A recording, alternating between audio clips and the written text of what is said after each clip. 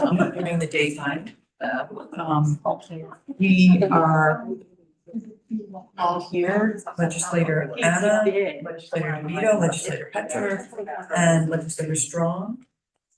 Minutes to approve from January 17th. Can I have a motion? I'll second. First and second. Any discussion on those minutes? All in favor? Aye. Any opposed? Carried. We have appointments to review. These are for review only. They get voted on at full legislative meeting. Any comments, any questions? I do have a question. I do too. Under the mental health subcommittee, I see there's an address outside of Cayuga County. Is that doesn't matter? Does anybody know? Warren's not here. I thought if you have affiliation and I think, yes, if you have affiliation within the county and that, Oh, okay. yeah, then that is okay. that's why I remember going through the painful bylaws. Yeah. Yes, you did. And Mark had a question. I do. What, it's not for the mental health, it's the PWDD, what that stands for. People with developmental disabilities. Thank you. Any other questions or comments? I'll make a motion. We'll move along because that's for review only. We both Okay, close it okay. full. So I'm gonna flip flop the agenda today, as I promised the last time, and confuse everybody by having Dennis come up and give us a report. So we're gonna go from last department head that's on paper to the first, so we just switch it up. Deborah always Even waits change the patiently seating. the entire Change the meeting. seating. You are not gonna split that.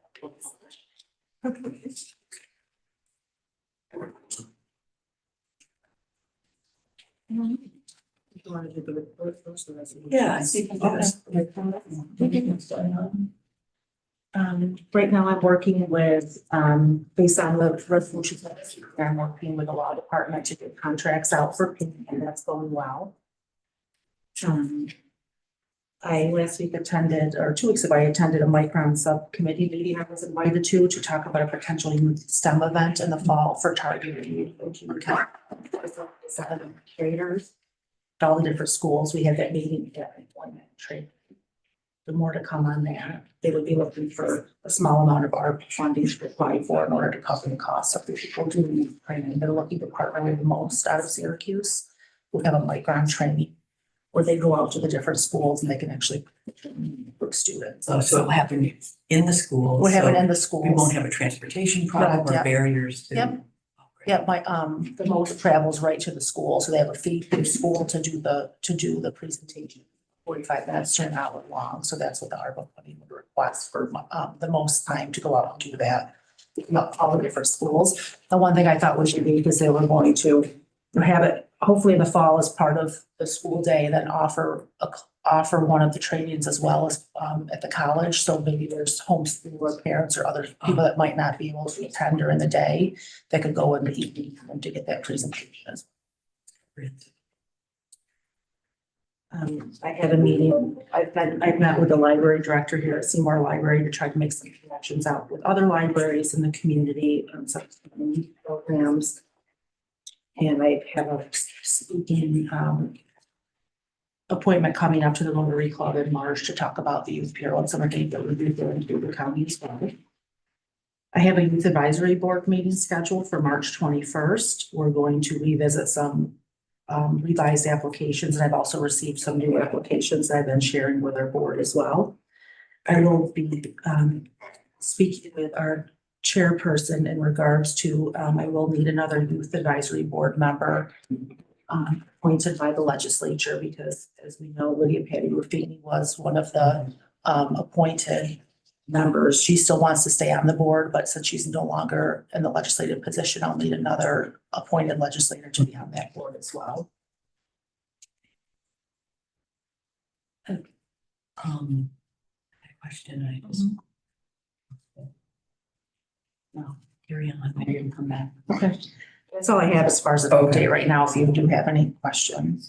I do, not Okay. so much a question, just a comment Okay. on the Micron Youth event. Uh-huh. So I also sat on the Micron Workforce Workforce Development Committee. So Okay. we were talking about that yesterday. Oh, okay. And I just wanted to add that two things, like I like the concept that there's gonna be, talk about prior to the event, as well as like a follow-up after the event. So Uh-huh. it's not just like a one and done Uh-huh. type of situation, Mhm. that it kind of, comes full circle so that they Uh-huh. actually learn something and that it's definitely gonna be, focused on countywide.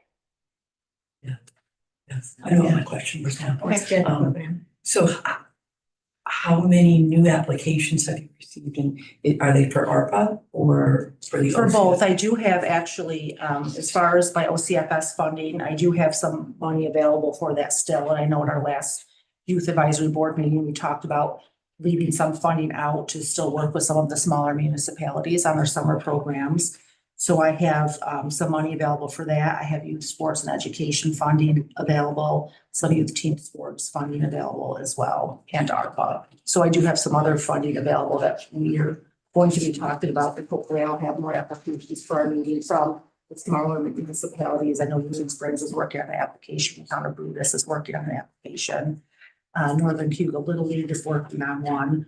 I did receive an application yesterday that I passed along to the committee, and I had some feedback on. That was new and unexpected to see, so it's nice to just see different groups reaching out for applying for And funding. in nice little spots all around the county. Yeah. Thank you. Any other questions or comments for Deborah before we jump to her resolutions? So you have resolutions 16 and 17?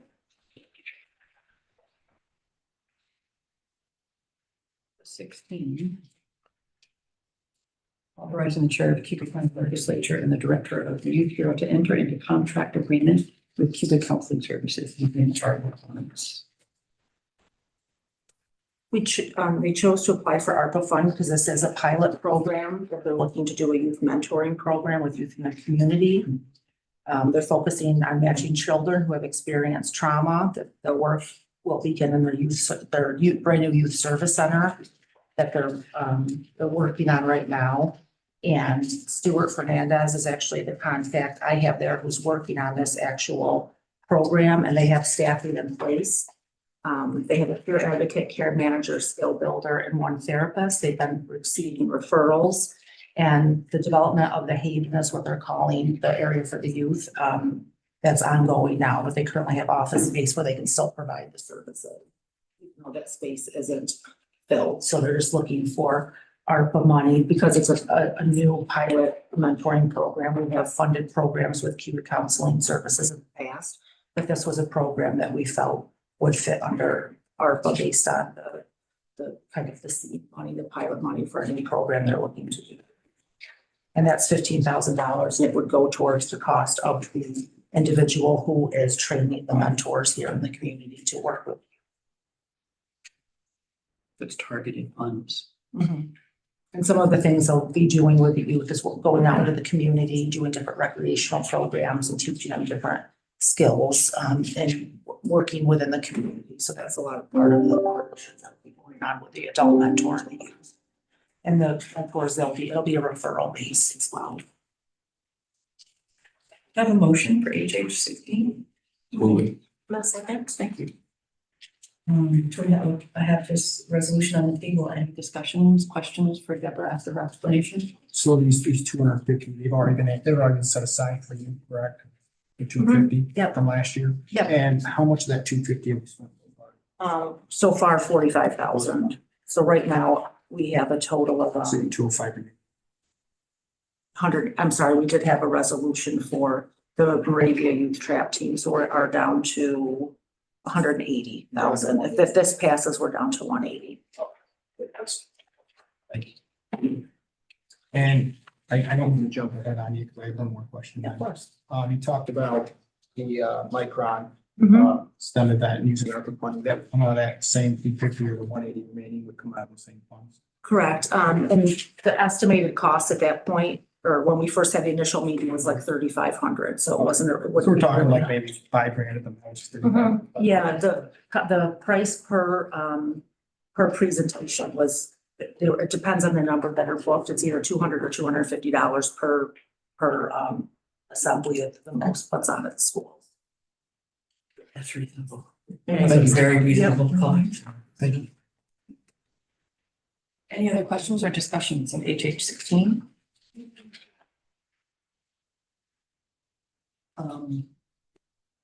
We'll vote all in favor. Any opposed? HH 16 is carried. HH 17 authorizes the chair of Cayuga County Legislature and Director of the Youth Bureau to execute agreements with various agencies to provide youth development services and authorize the chair of Cayuga County Legislature and the Cayuga County Treasurer to sign the resource allocation plan to accept the OCFS funds allocated. Can I have a motion to put this on the table? Mark. Thank you. Second? Thank you. So what are we doing here, Deborah? You pulled out the exact program for us and the funds. Yep, so these would be OCFS funding that we've already received, that we will be receiving from New York State Office of Children and Family Services. Our youth advisory board met in December and voted on these programs. The programs here to be funded would be the Auburn Public Theater. They do a summer theater camp, and they had a before and after care last year, but they did a survey and they found that a lot of the students weren't engaged. So they're requesting $1,800 to fund one before and after care kind of counselor at $30 an hour to lead different programs and recreational activities while the theater students are waiting to be picked up, while they're waiting for the camp to start, hoping that will engage them more based on the feedback they received from parents. The funding for Booker T. Washington covers their summer camp, which is a 2-3 week sessions that are free of charge to the youth from grades 1 through 6 who attend that, and includes breakfast, lunch, and a snack per day. It also includes money that was specifically for infrastructure to give them money to build a shed to store their recreational equipment. So that's two different, for the 21,344, that's two different OCFS funded asks that they have under that line. And Casper Gregory as a summer camp in Aurora that they're running, this year they run it every year, but they're looking to do more programs out in the community and different activities with STEM and different recreational opportunities for youth that they haven't been able to do before. And so that's what that funding is to help offset the cost for that camp program for the youth that do attend that, and they can attend it up to age 17. And CHAD is for their school-based prevention program, focusing on grades 3 through 6 in all the school districts in Cayuga County, and grades 7 through 12, which is referral based. So that's looking at about 6,500 students in Cayuga County would benefit from that program at a cost of $18,500. Any questions or discussion? Any questions or discussion outside the group? All in favor? Aye. Any opposed? Carried. Thank you, Deborah. Anything else for us? No, so now if this resolution does become certified, then I'll start working with law to get the contracts in place. We can start discussing staff reports to get these organizations paid. Well, thank you. Thank you. Thank you. It's good to see you in the daylight. Yeah. Okay, next up, Brenda. From Office of Aging. Isn't this nice to go early? It's pretty nice, yes.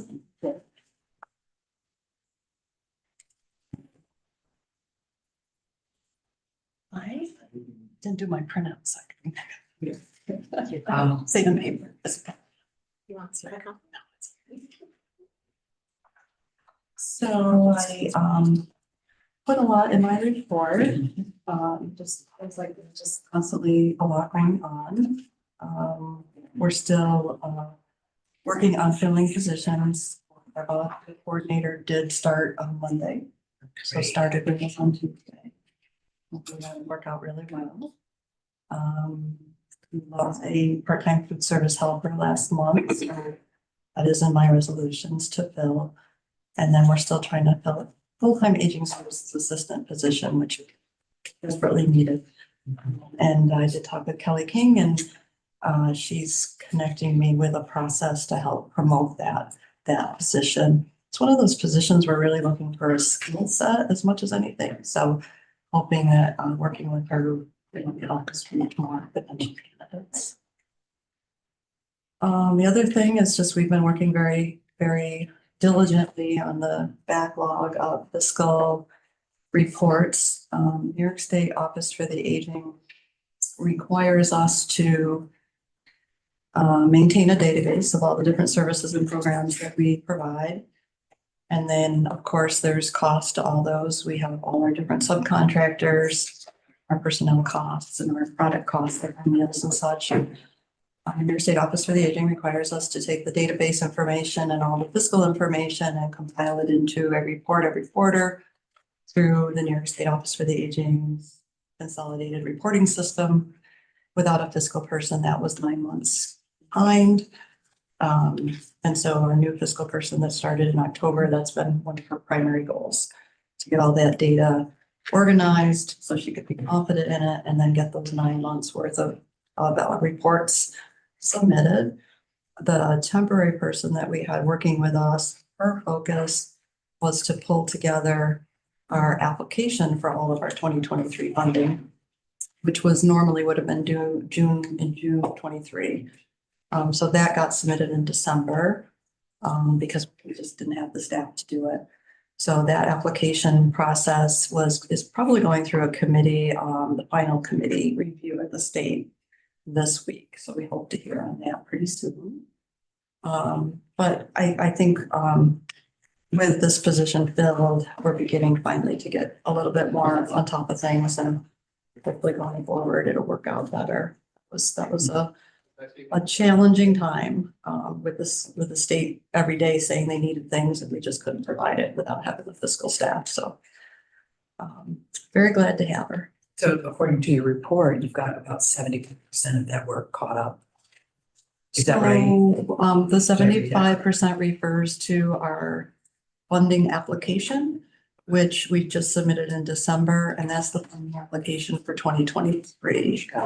So we can't claim any of our expenses against our funding until that's approved. So, so it's 75% of all of the funding that we receive. We're waiting for that approval. And it was the 9-month backlog Of that she's, reporting. and she's completed that. She has completed that. Both of those things got completed in mid to end December. So very glad to report that. Of course, we, like a lot of other human service agencies, not happy with what we're seeing in the state budget. You know, as I've said here at this meeting, the population of those 60 and over is at an all-time high, and it continues to grow. And yet the proposed budget for the Office for the Aging is actually decreasing in our aid service, in the money we use for transportation, and in the money we are using to have in-house aides that are allowing us to provide service out in the rural areas. So we're working on some different advocacy approaches to educate and advocate for how important the funding is. We've not had, our meal program is a perfect example, in that the numbers of people who are eligible for the program has grown and grown and grown, but we have a specific pot of money to use. And that federal and state money both are not really keeping up with the increased demand. So that's a concern. Keep working on that. That's kind of it. I guess the only other thing I wanted to mention was the Go-Go Grandparent I listed in there. So Go-Go Grandparent is basically a specialized Uber Lyft program for older adults. It's got some enhanced services and monitoring and screening aspects to it. It allows for a family member to help set it up, and it's designed to be easier for an older person to use. Cell phones not necessary, various internet's not necessary. And it's something that started on the West Coast, and it has done pretty well in more urban areas. And they are now ready to expand out in this area. And so we had a presentation on it. Supposedly, when you go on their website, they do provide service in this area. We're waiting to hear if we get some sort of startup funding for it. The nice thing is if we get the startup funding, it's actually going to be handled through NYSOPA so that we would sign people up and authorize trips, but the payment would actually happen through NYSOPA. So it's nothing that we have to do here locally at the county. It would be just a startup funding. There wouldn't be any ongoing funding for it, but they're just trying to grow their service and giving us some money to try it out. So I'll hopefully hear within the next month whether they're gonna get that money or not. That would be helpful because transportation, every single year we do our needs assessment, transportation is always an issue. That's kind of a synopsis of what we've been working on. Any questions? Go grandparents, is that something the towns? I know like the towns provide funding for different transportations or subsidize it in some way. Is that something that could still continue in that direction eventually if it was to grow? Yeah, I'm sure it Like the could. towns could jump on and say, well, a couple portions so people in our town can rely on I'm sure there would be a way. it. And it's all gonna be coordinated on your office, Mm. as far as like scheduling the pickup and drop off, how's Yep, that gonna no, look? we would just help get people get their account set up. And then Okay. part of the premise of this is that as long as the individual can make a phone call, everything can be done talking to a human, live person, no pushing buttons, no scheduling it online. So we would authorize either a certain amount of money that they can use towards their trips or a certain number of trips to Wegmans or whatever the individual's needs are. And it's actually available to anyone right now. So anybody could sign up on their website and start using it. This is just specific to some funding to help us implement it and encourage people to use Do you it. know what the cost of that is? Why? It's more than an Uber because of all the enhanced service that they offer with the live receptionist and live scheduling. And they have so like a caregiver would be able to monitor the trip, monitor the person got where they need to go. There's some enhanced kinds of things. They actually also do things like grocery delivery, medication delivery. So there's a fair number of different things, even to the point they'll do daily phone checks on individuals. There's a variety of packages. So But that'd be like, it'd be like instead of addition to, or maybe like eventually replacing like the scat man, right? Is that kind of what you see with it? Or do I you would see it hope just, or do you see it not. just like an added bonus to like the scat man? One of the things, so the scat, I talked with Sue Van Ups and the scat van, and one of the things, she commented on is that they're able to take people to medical appointments during the weekdays. But where they can't fill in usually is more social things. So if somebody wants to go to the hairdresser, go to visit their friend, go to the, granddaughter's birthday on a Saturday, and things like that, this program could do. So you see more of a supplemental program. Yeah, complimentary. You're complimentary, that's. And I'm guessing it's kind of like à la carte, you can add on the Yes. services and that's gonna determine the price point of Right. what the cost of Right. the transportation. Right. is. So if somebody just needs a ride, that's gonna be different and then the distance for that ride Correct, it's like an in Uber. mileage like an Uber. Yeah. But if you add on all these other services, then Yeah. that's where the increase would come. And we are seeing more and more adult children who don't live in the area. So this is one way that they can make sure that their family member has safe transportation to their appointments and stay on top of it very easily. So, I think it's a great idea. yeah. The future. And lack of heat, is this only in the portion that we rent or is it throughout the building? Only in the space we rent. The units we thought were going to be replaced before we moved in. And there was a problem getting that done. They worked a little bit, but not great. After the fire, they didn't work at all. The water just completely destroyed them. So we do have a temporary unit installed now in our office for the heat in the bigger area, and then the smaller areas are supplemented with space heaters. With a new heater on order, we hope to deliver them by April. But we need air conditioning just as much. Last year, we didn't have air conditioning, so. just in our rented upstairs space. Okay, thank you. And that's something I should say too, Brittany has been helping us follow up on, so.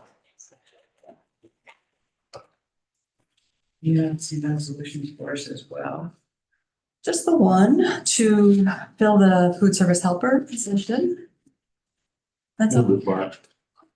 Second. No, go ahead.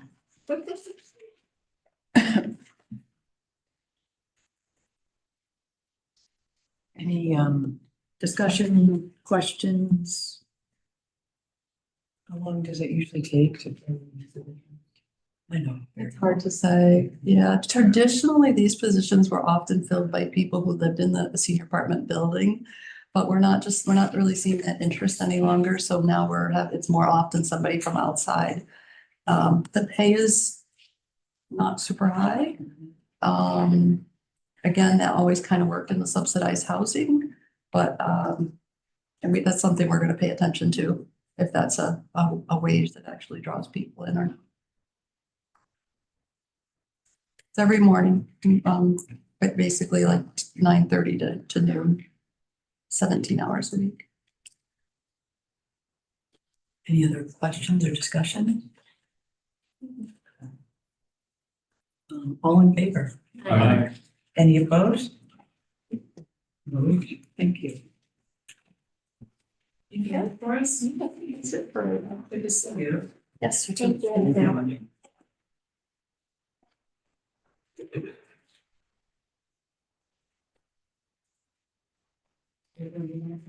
Yeah. Nope.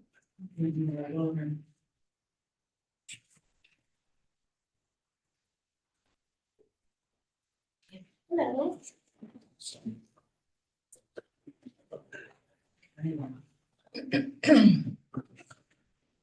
We have a lot of statistics from you.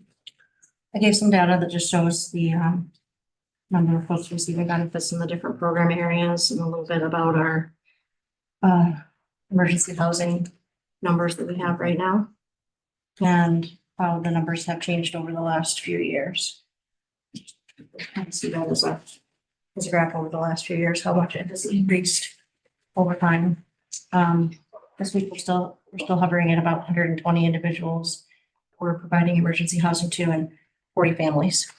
And I did talk to our intake supervisor today and to update the numbers and also to talk to her about if she could give me a sense of how many folks that we're currently housing have come from out of the area. So I know that that was a point of interest here by the legislature before, and I just wanted to touch on that, and I'll probably try to start putting that in my statistics just as a monthly note. She told me that as of today, she went through the roster and there's one family and one single individual that are from out of county that were that they still are eligible and they qualify for assistance, but they came here from somewhere else. And interestingly, both of that family and that single individual lived in Auburn in the past. They were from Auburn. So they had moved away and then came back. So it's not a high number. And I know that that was something that, you know, folks kind of talk about, that they think that there's a lot of people coming from out of the county and out of the area and just coming to Cayuga County. And that's not the case. And it hasn't been the case. Yeah, thank you for documenting. And we are mandated by the state to offer services if they come into our county regardless. And they're eligible. So there's an Okay. eligibility process. And the other thing that the intake supervisor told me today is, you know, we see a lot of people that come to the county office building and connect with us to try to seek emergency housing. We turn away and determine more people to be ineligible than we determine to be eligible. So they do a lot of work to screen, to look at other resources, to determine if there's places that people still have access to, apartments, family members that they can go to be with. And oftentimes we're successful in not having to provide them housing. So is it only housing that they would have access to, or they can qualify for any sort of services that the county offers? If someone comes into town and they have, like, can you be a little more specific? Like if somebody came in and wanted to get preventive services? Yeah. Well, we would do the same thing and take a look at where they're living. I mean, we wouldn't be providing preventive services to somebody that lives outside of the county. If somebody's coming here and they're saying they have no place to stay, they're determined to be, then a resident of Cayuga County, then yeah, we're obligated to provide. Do we track the number of people that we turn away? What did you say? I wanted to know if we track. track the number of people that we turn away for I- whatever reasons. I mean, I can look at that and make sure that that's something, I would think so, because, Just a curiosity number. when someone comes in, there's an interview process, there's paperwork they fill out, so I think that probably does lie somewhere. I can look into that more specifically. That'd be your take. Possible. Like I said, if they just said they are 50 people away for the month of whatever, I don't need to know or wouldn't want to know why. Just a number, Just a just to the number. Yeah. Okay. It's helpful. I'm somewhat curious as to the number of people needing emergency shelter. It's about double what it was a few years ago. Why? I mean, we're told how wonderful the economy is, everything is booming. What's going on? I think there's a few different things. I think the rent that landlords are charging has gone up dramatically in the past, 3, 4, 5 years. And I think that folks don't have enough money to afford the rent. I mean, landlords are renting apartments for families at a couple $1,000s a month, and they just don't have, low income families do not have that resource to be able to meet that need. I think that when we were in the midst of COVID and there were families and individuals that weren't paying rent, I think landlords got very shy to rent some of their housing to folks. And I think there's a lot of landlords that are holding back on renting because of what happened with the COVID times where they didn't get paid for rent by their tenants for years. I think there's a lot of mental health, folks that are struggling with mental health issues, not able to hold down jobs, substance use. I mean, I think that it's a combination of all of those things that is contributing. A lot of the folks that we have in housing are staying in the emergency housing for a long time, longer than they used to, because they're not able to identify housing to go to. We can't get them into apartments because there just aren't apartments that are affordable for them. That's a huge issue. So inflation is partially to blame? Oh, I think, yeah. Sure.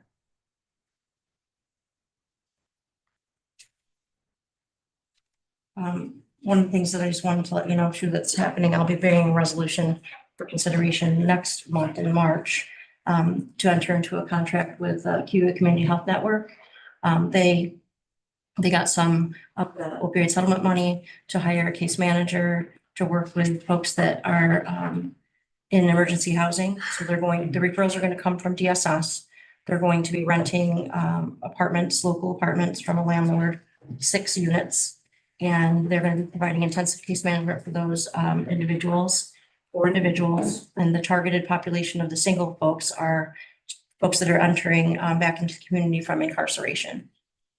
So folks coming out of the jail that don't have a place to go, they're going to work with them intensively for a few months to try to make sure that they have all of their resources lined up as far as employment, any benefits that they might have had in the past, like Social Security, gaining employment, and then trying to locate permanent housing for them. And then they're also going to be working with 2 families that we identified that we think have, the resources to be able to move into permanent housing in a pretty short period of time. So intensive case management, seeing them 6 to 7 times a week, and really, doing a lot of work up front to try to move them quickly into permanent housing. They are excited. I mean, this is not something that they've done before, but their director has experience with this in other counties and thinks that it could be successful here and is going to try to replicate that program. If it seems like it's successful, she's even talking about after, 6-month trial, maybe we could even bump up the number to a higher number if it seems like it's something that's working. 4 individuals, 2 families.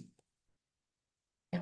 And so we would pay, the Department of Social Services would be paying the community health network money on a daily basis for the individuals that we refer there. And it wouldn't cost us more. It would, it's going to cost us less than it's currently costing us to house them in a hotel. So there'll be a little cost savings to us there, but we're going to be getting some very intensive case management that isn't available right now. So that's, Hopeful. right. So maybe on a temporary basis, like for a period of time, or is that? They're targeting 90 to 120 days as the time frame that the folks would be in those units. That's pretty ambitious. I mean, to turn it around, but they're hopeful, and I think developing relationships with local landlords is going to be helpful too if they are referring people that are successful and doing well, and then having those landlords take them on as permanent tenants would be the hope.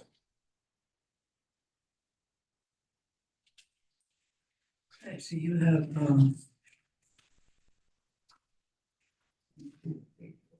six of them.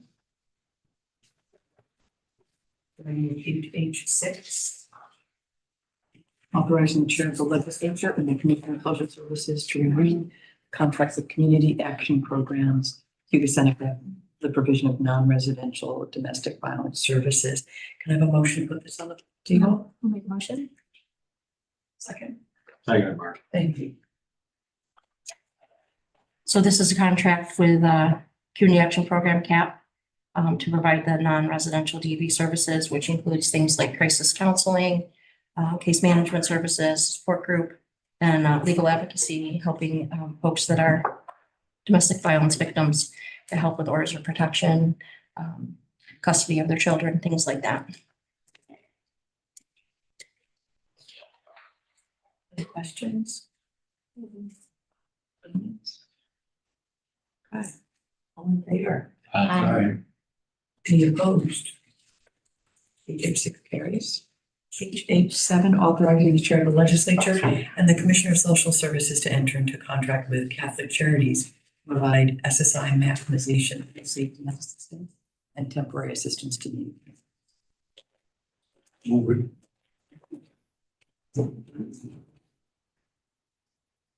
So this is a contract that we've had that is nice because it's helping do all of the work that's necessary for someone to get either on SSI or to apply and get back on SSI.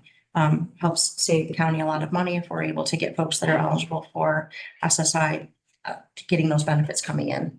Then we don't have to have them on the temporary assistance or TANF caseload. It's a lengthy process to be approved for SSI. It can take years. There's there's hearings, there's medical documentation that needs to be submitted. Most folks have to go through a couple of appeal processes in order to be granted eligible. So having someone that can really focus on keeping track of all of that stuff that needs to be done, helping the clients that we're working with gather those documents, making sure they get submitted, bringing them to hearings, helping them link into virtual hearings. I think that definitely worthwhile.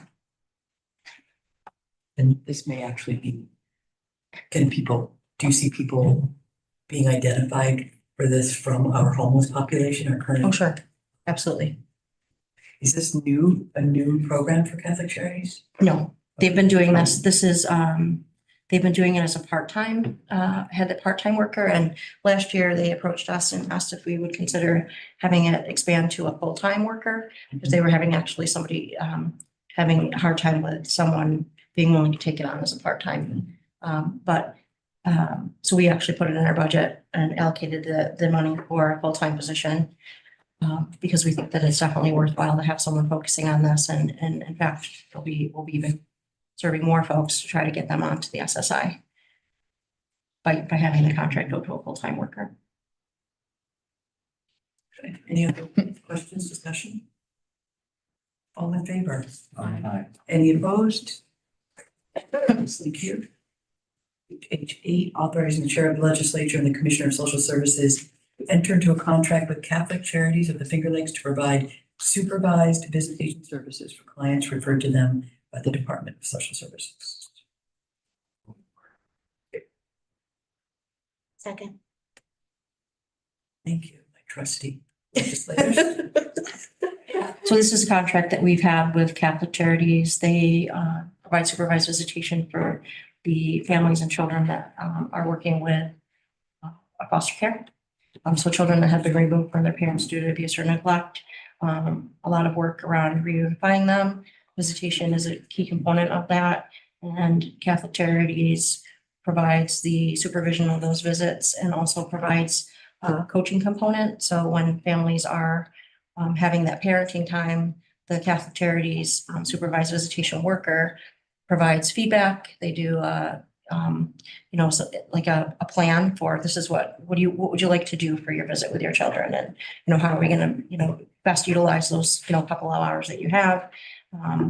So they are there to help them plan. They're there to give feedback during the visit and step in if need be, and then follow up afterwards with how did you think that went, what can we do better, and for folks that really need the supervision because there's some concerns with interaction, they're also there to provide that level of support and supervision. So it's a unit of service contract that we have, and it is definitely something that is important.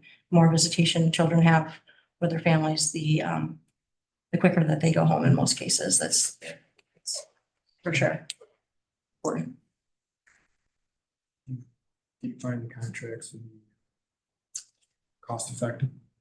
Oh, I think so. I think, if we didn't have Catholic Charities to do the supervised visits, the work would fall on the caseworkers. And, having an expanded amount of time for visitation, I think is important, a couple hours, 2 hours, and have it be as frequent as we can get it in. So some of them are having a weekly. That would be very taxing on the caseworkers that we have. Increases your workload as well. Yeah, they wouldn't be able to do it as often. The questions? Comments, okay. All in favor? Any opposed? Thank you. HH9, authorizing the chair of the legislature and the commissioner of social services to enter into contract with Cayuga centers for provision of free respite beds.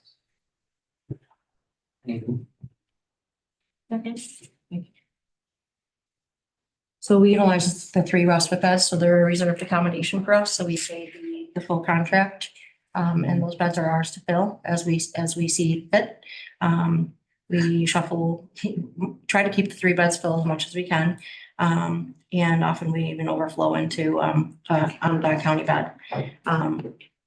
So reserved for children that need traditional respite, if something's going on that is causing, some trouble at home and they need a little bit of a break to get linked up to services, get linked up to some of the community-based services we have, we utilize it in that way. Also, for youth that are, more of the teenage years, if we're looking for a placement for a youth that's older, sometimes it takes us a little while to locate that bed and find an opening and find someone who will accept that child. We can place those kids at the Cayuga Center's respite house. So we have that more, more permanent plan in place for them. And then alternative to detention is another use for the bed for children that are more involved in the juvenile justice system. When the judge would like to see that child placed in detention because of their behavior in the community at home, we can use this bed as an alternative to a detention placement. Detention placements are hard to come by and they're also very costly.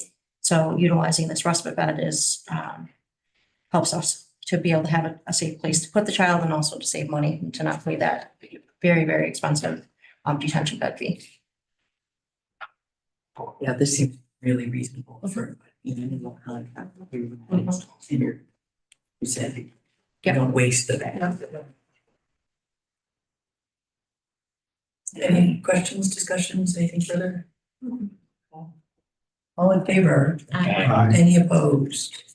HH9 carries. HH10, authorizing the legislature to create and the Commissioner of the Human Services to fill 2 human service examiners help program positions in the Department of Social Services. Yeah, so walk me through this for sure. Is it? Yeah, you go. Okay. So we're looking to have two human service examiners help positions. So the help part of that title is the hiring emergency limited placement program.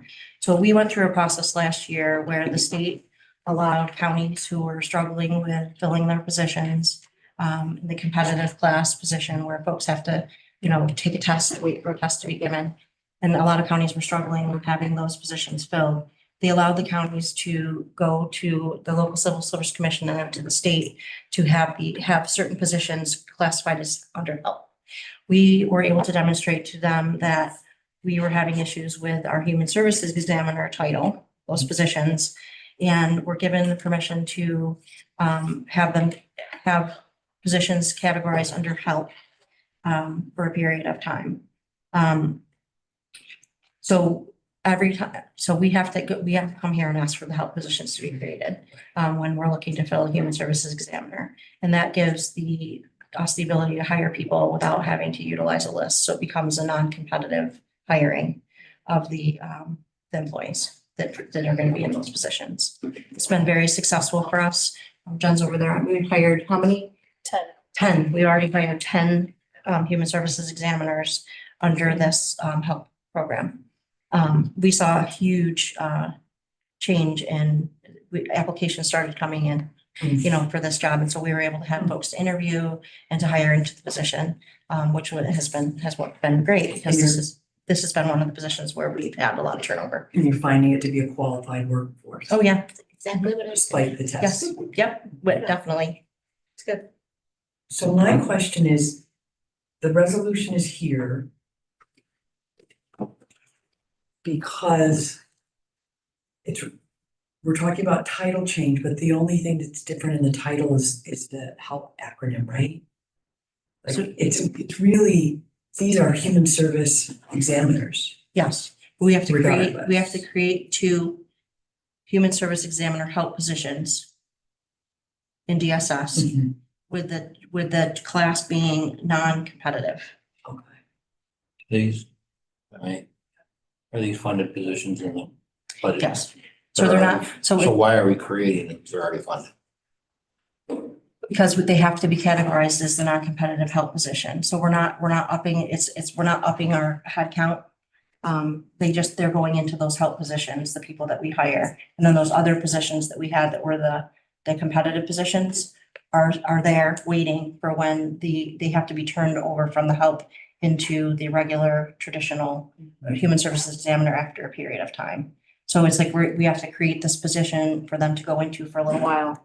And then later on, they leave that position and they go back into the traditional competitive title, permanent title, of human services examiner. I'm lost. All right, so How long do let me they see if stay? I'm following you.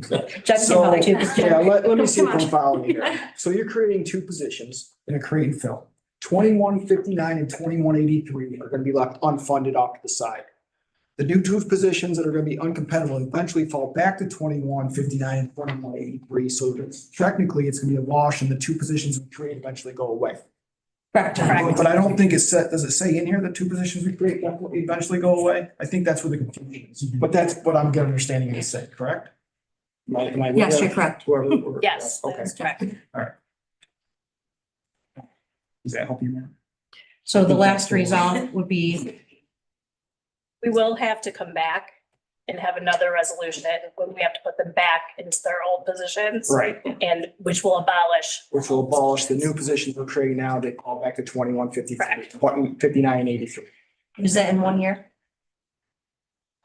Not sure because the commission. Oh, yeah, that's right. The So state we're- commission is So gonna, we're really not creating, we're creating a new position, but we're really not. At the end of the game, when we're done, we're still at net zero. correct. Yes. Correct. Budgeted, yes.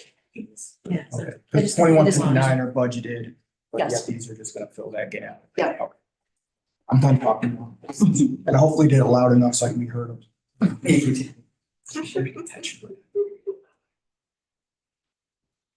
I get it, Okay. I get it. And Jonathan's explanation helps. I wanted to be sure that these didn't stay somewhere after that 1 year, whatever, whenever we receive, whatever timeline we're working on from the state. These didn't stay as created positions. That's So my. we know that we'll be anticipating a resolution that. Turns it back to the other. Can we have that stated in the resolution when, that's going to happen?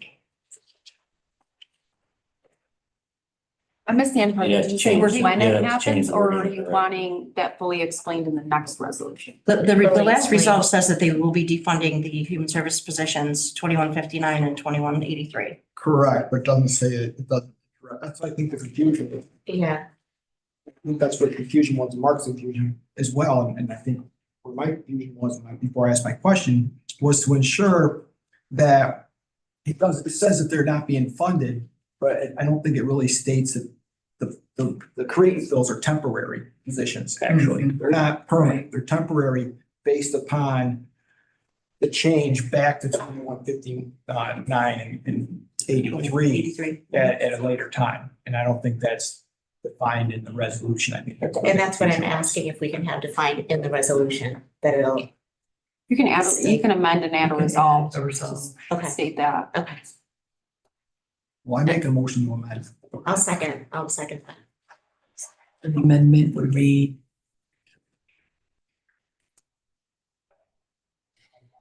I know.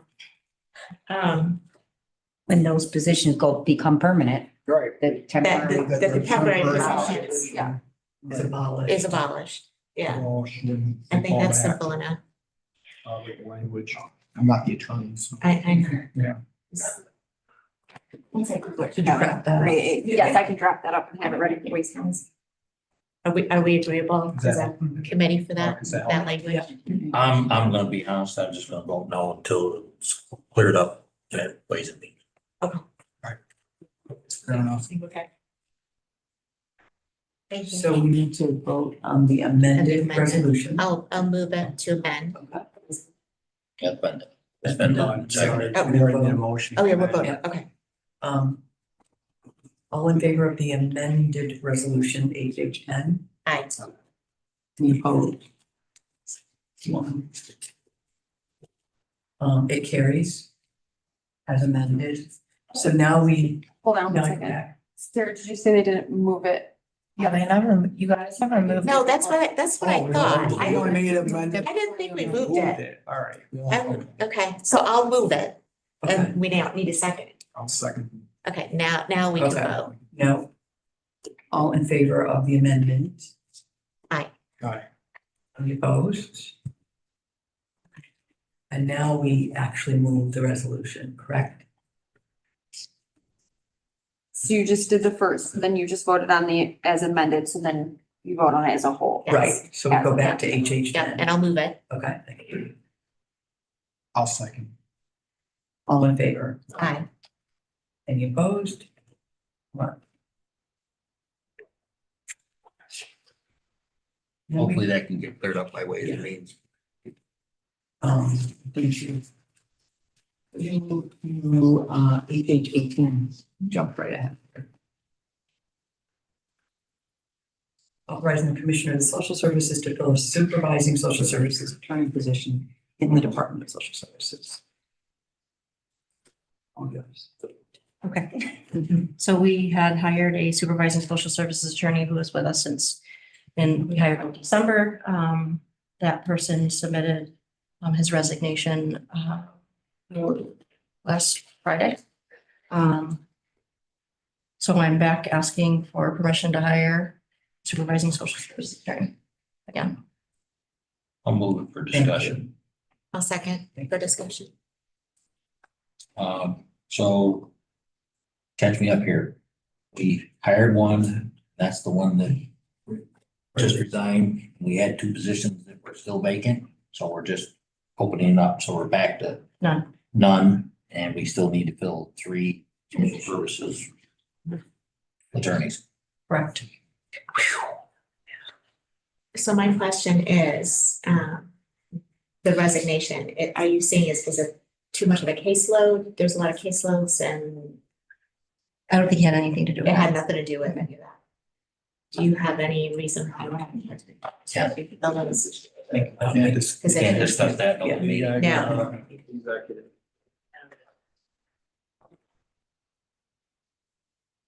Any other questions or discussions about? So you have your hands full again. Our attorneys have their hands completely full again. Anything in the pipeline? So we are, we're working with HR. We're gonna be going to a job fair at Syracuse University Law School. We're gonna be someone from, I think, Social Services going in that time as well. That may be a way to attract, an attorney that doesn't have any experience with, ESS or, county work, but, that might be a way to, get some information out to, folks that are graduating. Law school, we are advertising. We, have interviewed someone and, that person is going to be back for a second interview later this week. So that's hopeful. So we are definitely diligently working, continuing to put the word out. We're continuing to contract with, attorneys to do, some work for us. We, I talked about this before, child support work. We have an attorney that's contracting with us to do the work out of child support once a week. We are contracting with a local attorney who's helping us with the adult protective services work and guardianship work that needs to be done. And, there's an attorney that used to work for us that actually doesn't live in the state, but still has her license to practice law in New York. So she's helping us out with some appeal work with cases that she had worked on before. And she's gonna help do some other works with catching up us up on some contract work that we have to get the contracts, written and pushed through. So definitely trying to do everything we can with folks that, are interested in contracting to get some of the work done to keep some of the load off of the county attorney's office.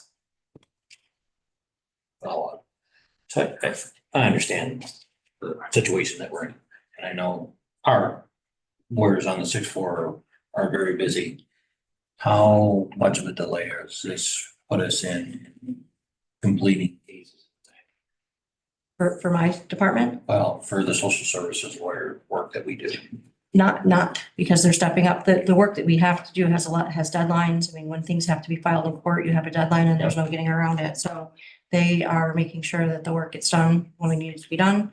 They are responsive to meeting with us when there's meetings that have to happen on an emergency case planning for a child that might be needing to come into foster care. They're there. They're attending court with us. They are, reviewing work, reviewing petitions, working with us on getting those done to get over to court. So as far as the work for the department, I mean, the department's work is getting done, that work. Some of the contracts are a little farther behind with getting written up than I would like, but we're gonna start chipping away at those. That's the only thing that is really not happening as timely as it was when I had the 3 attorneys here. And are we slipping behind with I know our lawyers up here on the 6th floor are doing a lot of that work. Now, are we falling behind on the stuff that needs to be done up here for the county on the 6th floor?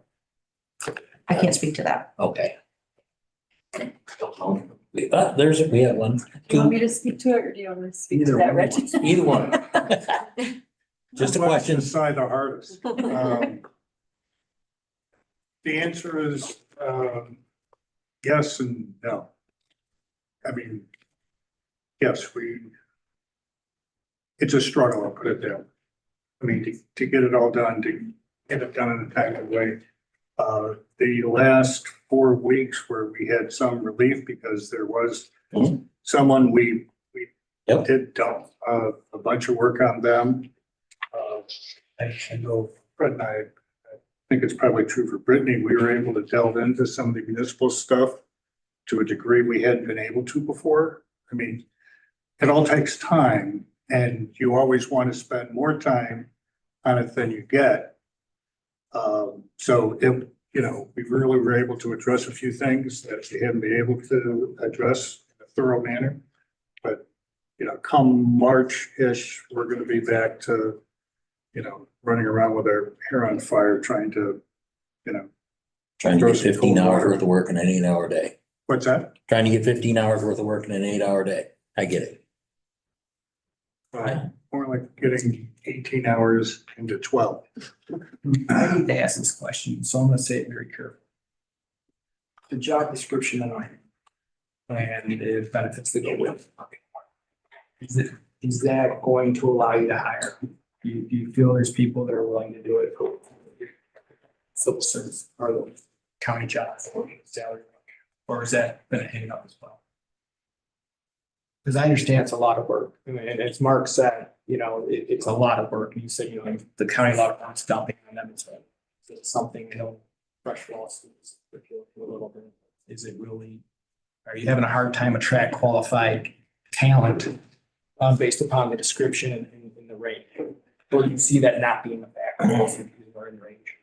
I'm not sure. It's really hard to say. I think, the work, I don't think it's the job description. I mean, I think if somebody, it's not the type of work that we're giving them. If somebody's coming to DSS, that's right in line with, work that attorneys would do for the department. I think that, I'm not sure. I mean, I think some of it is the assigned counsel rate going up to $158 an hour. And people being willing to come in and work for us at this salary that's set. I think that definitely is driving some of this. It's a competitive market. Thank you.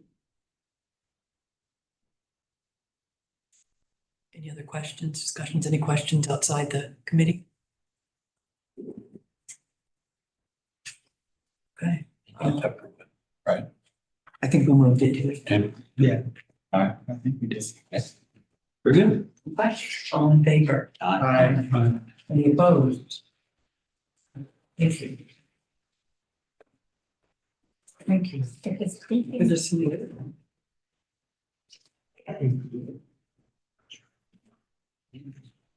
So moving in opposite order. One, thank you.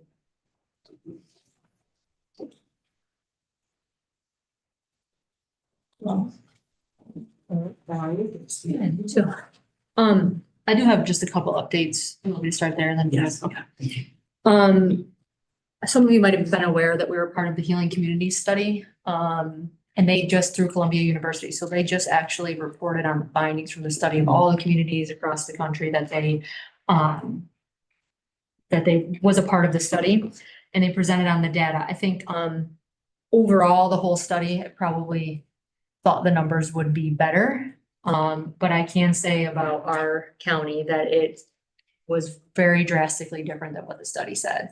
Our numbers for opioid overdose deaths have now below what they were before COVID started, which is definitely against the trend of the other communities that were in the study.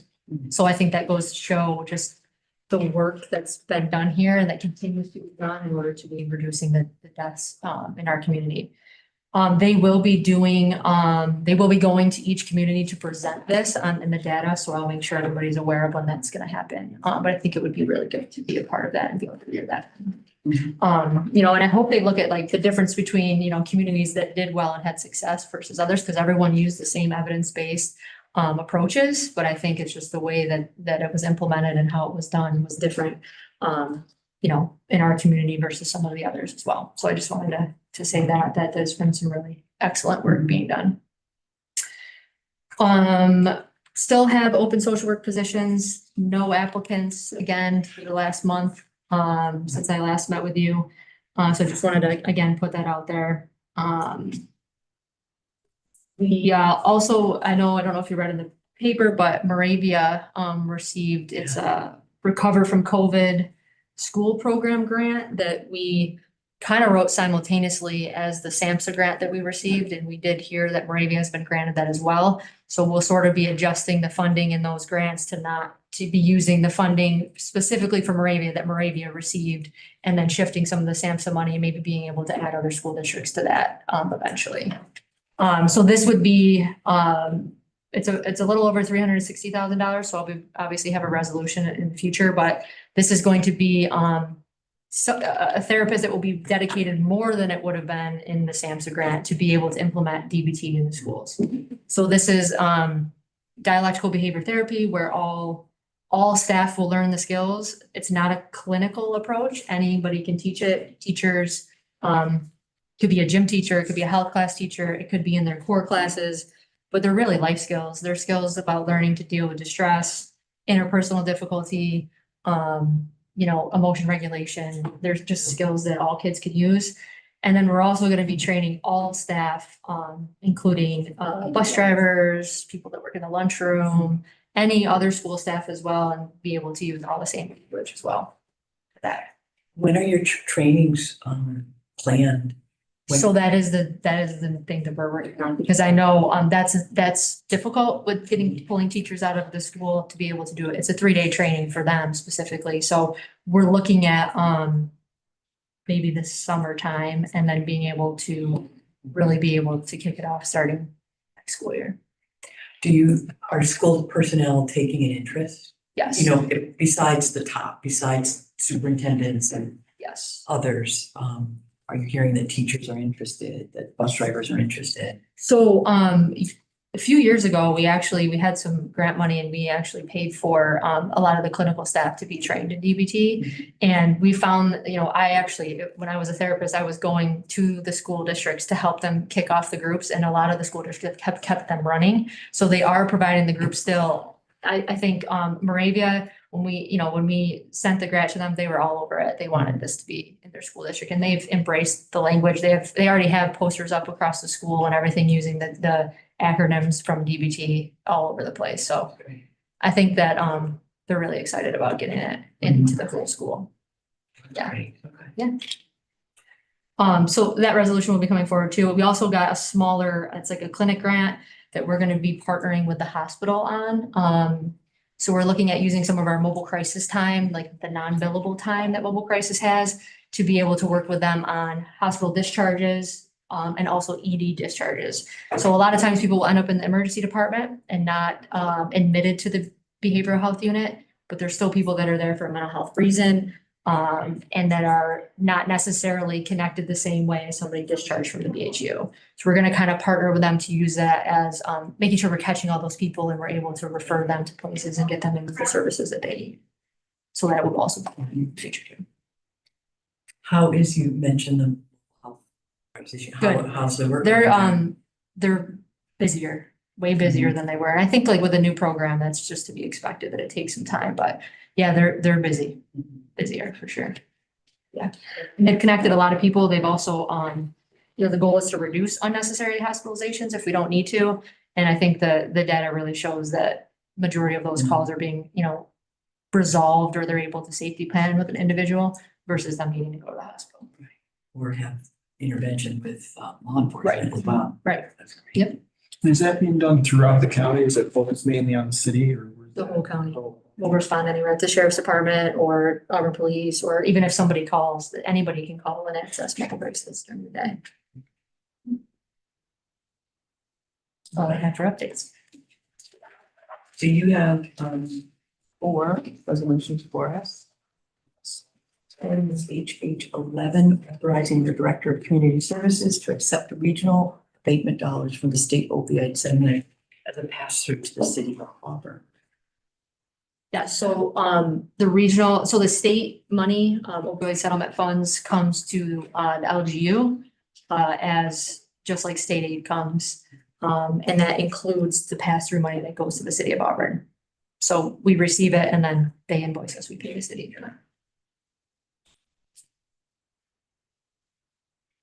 Have a motion, put it on the table. Thank you. Second. Any other questions, discussion for Lauren? Okay. All in favor? Any opposed? Carried, thank you. HH 12, authorizing the Director of Community Services to accept regional abatement dollars from state opioid settlements. So same concept. This is just the money that comes directly to the LGU that we're able to use for a variety of different reasons as far as treatment recovery and other services as well. So this was for 2024. It was more than what we expected to. Second. Thank you. Any other questions, discussions? So will you come to us with the 378,000 plus? I remember in past, we would get resolutions to specifically approve, an allotment to a program. Right, so each time that that we contract with anybody, we have to come back to we'll us. see it. Yeah. But people are excited about that. Cool. Yes. Any questions, discussions? Okay, all in favor? Aye. Any opposed? Carried, thank you. HH 13, authorizing the chair of the legislature and the director of community services to enter into various regional OMH state aid funded contracts on behalf of the Central New York Directors Planning Group. Okay, so the Central New York Directors Planning Group is a group of regional DCSs from our county and then 5 other counties. We receive as a region state aid just like we do as a county. So this is state aid funding that comes to the region, but we are the ones managing the funding and the contracts for that. That was volunteered years ago, so we continue to do that. Can I have someone? Motion. Thank you. Second. Any questions? Concerns? Hi, all in favor? Any opposed? Carried. And HH 14, authorizing the chair of Cayuga County Legislature and the director of community services to renew an agreement with Theramare for medical record and billing software. Yes, so this is our electronic medical record. We've been using them for years. We just realized, through the purchasing department and making sure we're following all the policies and procedures, we're supposed to read an updated agreement, which we did get. And also got a chairman's waiver to make sure that we can pay that through the end of the year. But we may need to go out to bid at some point, depending because of the amount of the contracts. Can I have a motion to put this on the table? Thank you. Second. So we have been utilizing them but this is just a 1-year contract. Yes. So what I'm familiar with usually things that come with recommendations from IT, they'll be, like a bundle of 3 to 5 years. You want just 1 year because you're reviewing? So I think the reason behind that, and Brittany, you can also help me explain it, but I think the reason behind that is because the amount is, we're gonna have to go out to bid for this, and we will have to do that before the end of the year based on the amount. Also, we do know that our existing EMR will be no longer eventually. They're actually transitioning to a new version of that. So we will have to, again, go out to bid for that and then determine what we're gonna use. That's why it's a shorter term contract or agreement. And that's why there isn't an actual amount of money in the. Yeah, because we don't know what it would be. Well, it's budgeted. Like, we have this in our budget. We got an updated agreement with them on all of it, but it's a matter of moving forward. It may look different. We don't know what it's gonna look like.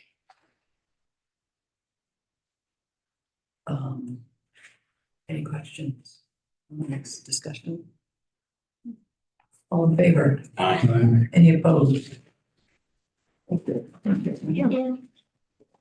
So you'll let us know when there's an opportunity to hear from Columbia. Yes. Is it Columbia who did the study? Yes. Columbia, when they're actually coming to the community to update providers. Okay. Yep, I will. Thank you. Yep. And last is, Best. yeah, our health. Yes, I said that. Good to see you. Thank you. Hello, everybody. We've got a nice tasty report for us. Yes. I did, thank you. And I'll just take a moment. I think most of you are acquainted with Deanna Ryan, who is our Deputy Director of the Health Department.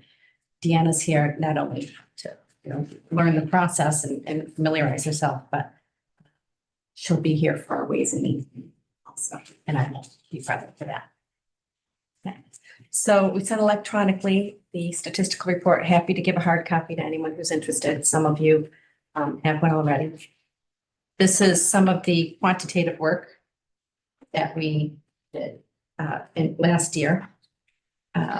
One of the big changes last year that we had was separating out one of our divisions. So now we have a health education and public information division. So we're able to pull a little bit more data and some programs that fall into that area, which was great. But just to hit a few highlights, in our immunization clinics, we saw a number of more clients served and vaccines provided, which is good for the community. Tuberculosis program, more people who were tested as being a contact, but fortunately no disease. We did see an increase in Lyme disease diagnosed. That's something we're seeing statewide, not unique to our area. The same with early late syphilis, and we're seeing across the nation an increase in that area.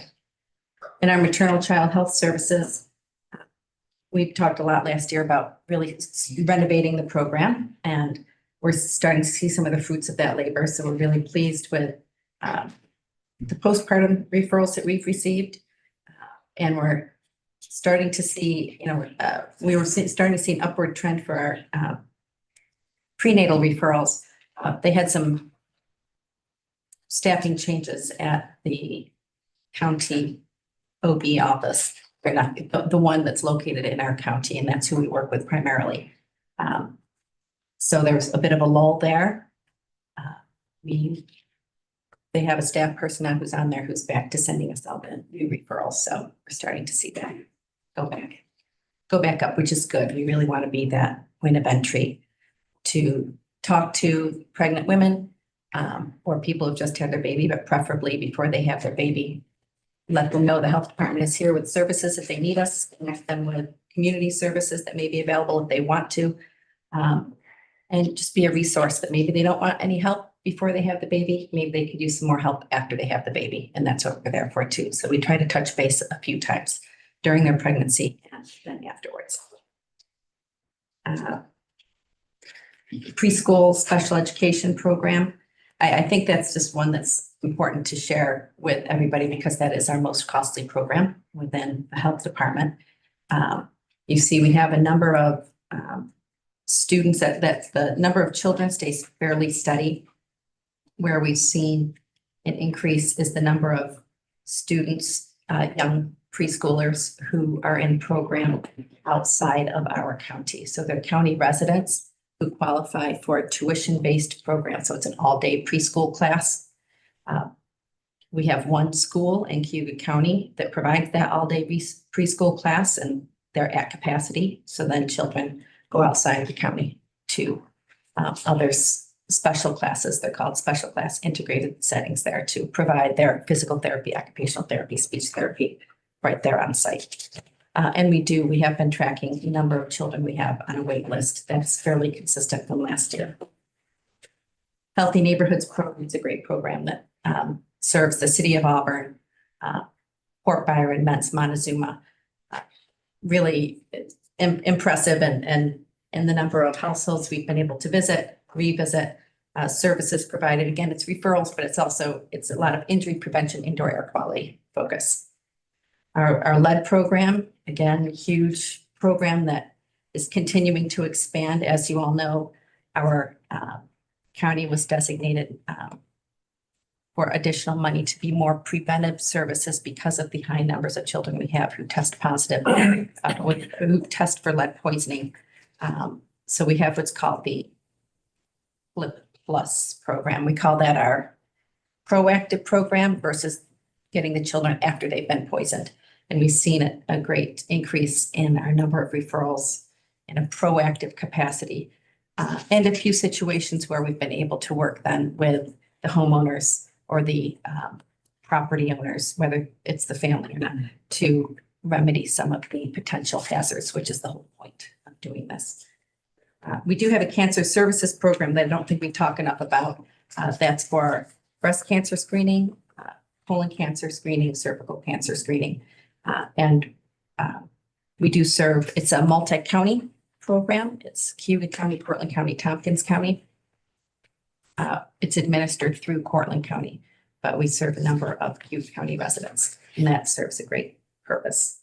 You'll see some information on some of our other injury prevention programs, our fellows, which we're just so pleased to be part of the Public Health Corps Fellowship Program, and the number of projects that they use that was really created to help with the infrastructure of local public health departments and provide some funding to get some people exposed to public health who might not have ever been exposed to it and interested in a career. And actually, one of those fellows we were able to hire on as a public health educator, which is wonderful. All the fellows we have really been great hard workers and excellent contributors to the department. And then a little bit of information on our public information. You can see during 2020 through 2022, significantly more than in 2023 of public information things, and that was due to COVID-related information we shared. It does not reflect our social media. We try to, with our Facebook and our Instagram accounts, we have at least 4 different postings a day that can be programmed in advance, which is ideal. Information, you can see how many food service permits that we offer, inspections. There's a lot of food service providers, especially the mobile units, that's gone up. We have a septic system replacement program that is funding from the state. And you can see that the number of systems that were able to be installed in 2023 is significantly more than the past year. So it's really caught on. It's real, it can help provide the people who qualify, which is based on where you live and in relation to certain bodies of water. Owasco Lake being one, Lake Como, Cayuga Lake, Skaneateles, I can't remember now. So I have to, Skaneateles Lake and Cayuga Lake, if they're drinking water sources. So if you live within a distance in the shoreline from there, you can get up to $10,000 to either repair or replace your septic system, which is great. Adolescent tobacco use prevention, tobacco use is still such a huge issue in our community. So we continue to do a number of enforcements in that regard and checking to see whether the sites that sell vape and tobacco are in compliance with the state regulations.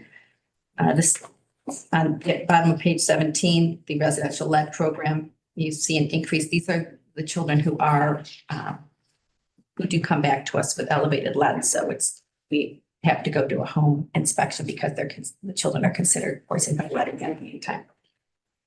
Rabies, we've seen an increase in the number of exposures that we've had. People who have to receive post-exposure treatment and the confinements required of animals that we don't have proof of vaccination and have issues. It's very interesting, rabies, like other diseases, when we talk with Dr. Joy and when we talk with Teddy Collier, our rabies coordinator in the state, it's very cyclical in increases in rabies. And we are at the high end of the cycle. It's usually a 5 to 7 year cycle, and then it starts to wane again, and then it goes back up again. Is that because of the length of time, do you think, that a vaccination holds? I think that it is a question that I have asked, and we don't have a great answer for that. I think the same with pertussis. It tends to be another one of those diseases, whooping cough, that waxes and wanes every 5 years. It certainly could be related to that, but we don't have enough information to verify it. Yes, Lynn. You're listing, if I remember right, I read it a couple of days ago. You're listing Lyme disease as a whatever Yes. disease. Why is that? Because it's under vector borne, so it's communicated from an animal to the human. It's not like measles, it's No. human to human, but it is one where we are asked to follow up to make sure people get treatment if they've been identified and diagnosed with Lyme disease. And that really leads into one of our resolutions here, where we're trying to do more to make people aware of how to prevent exposure to ticks and potentially getting tick-borne disease. Thank you. So those are highlights. Again, if anyone would like a hard copy, I know we appreciated our newer legislators are coming down. We know you're coming down on Friday. Thank you for doing that. Our staff really enjoyed having you visit the office and spend some time. And they're hearing some of this for the second time because we hit a few highlights. Because if you have a hard copy available, Yes. I read it online, but I always like to mark things up and. Great. I will print off a hard copy for you, and I have a little bit of program information for you. So I'll take one thank as you. well. I can grab it on Friday. That's fair. Perfect. It's ready and waiting for you. Actually, it is for Heidi also. So thank you.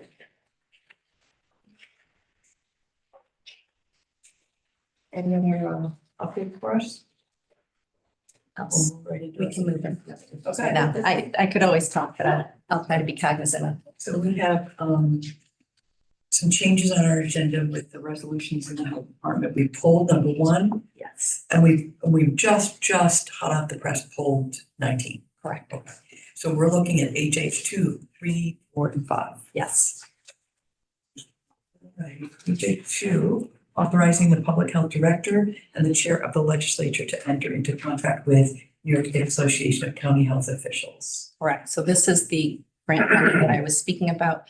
NICHO has awarded us $3,000 specifically to help with vector-borne disease, the Lyme, tick-borne disease in particular. We're going to be accepting the money and creating some tick kits, tick removal kits, creating some signs to use at county parks, at the trailheads, to remind people, just what to look for. Provide some education, go out to libraries, churches, schools, et cetera, and provide some information. We're going to be using what NICHO identified as high areas of need based on the New York State Climate Act disadvantaged community maps. But it really shows there's a lot of socioeconomics and access to parks and things like that go into that. But we're excited about that. It's one of our fellows wrote this grant and was successful. We're really pleased because it will help our community. I'll move that. Thank you. Second? Second. Thank you. Any other questions, discussions? All in favor? Aye. Any opposed?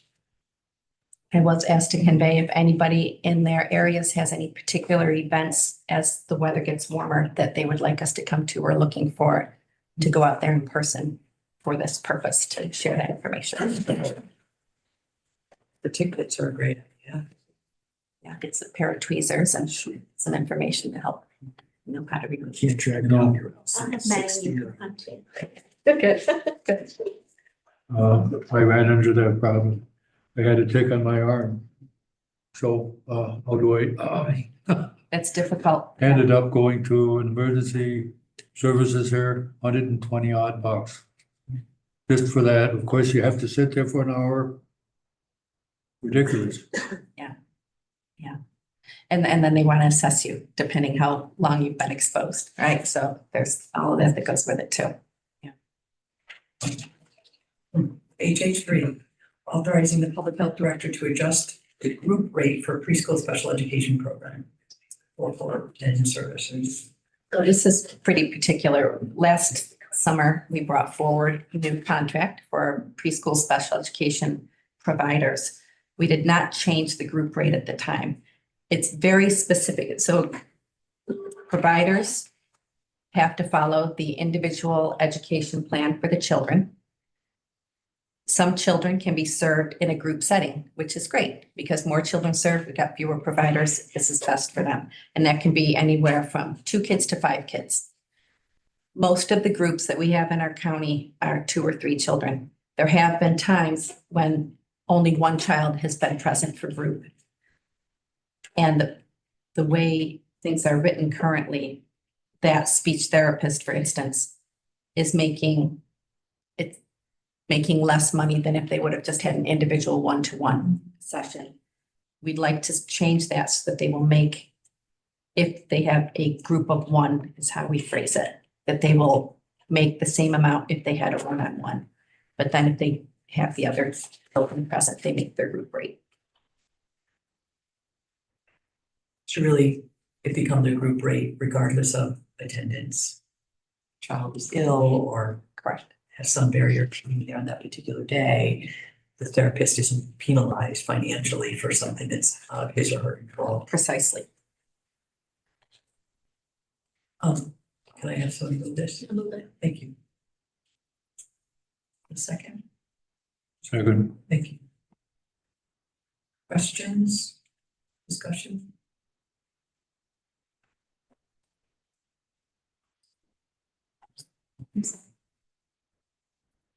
Okay, all in favor? Any opposed? Thank you. Very. HA4, setting the salary of the Director of Community Human Service position within the Health Department. Correct. This is a position we have had vacant. We actually have a great candidate with a good deal of experience, interested in the role. We had some discussion at today's Personnel Committee. I'd like to adjust the salary to $82,500. It's less than the previous that had been earning, but it's outside, it's $2,700 more than what the range currently is. And the purpose is to reflect the experience they're bringing with them to the role. What was the previous? They were earning 86. And it had a positive. Yes, the review personnel with the committee personnel. is in favor of this. Right. Can I get this on the table? Right, yes. I'll move it. A second. I'll actually second. Thank you. We want to continue questions, discussions? This has been open for a while. Since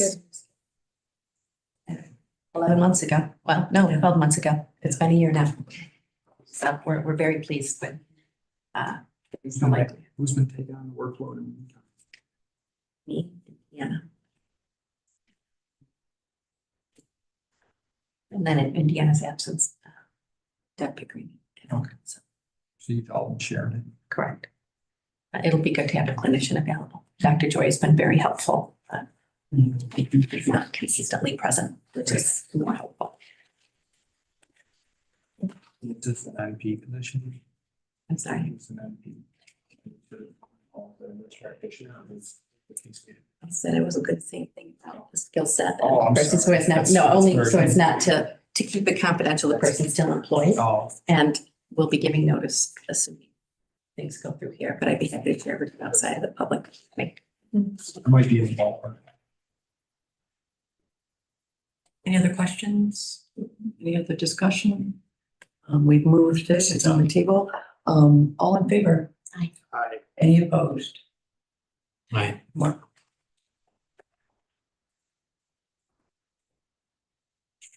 Carries.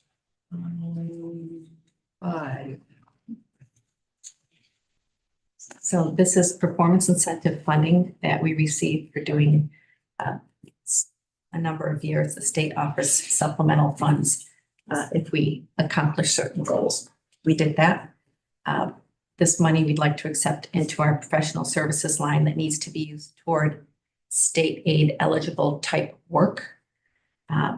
We're looking to accept it and put in professional services so that we can utilize this funding for some team building, some community-based educational events where we could use this to get some refreshment, which we might not otherwise, like we have a lead training coming up that we'd like to have some refreshment. Some supervisory coaching opportunities, and we're really ambitious to get that far, some strategic planning. I maybe I should have this last. That's a lot to.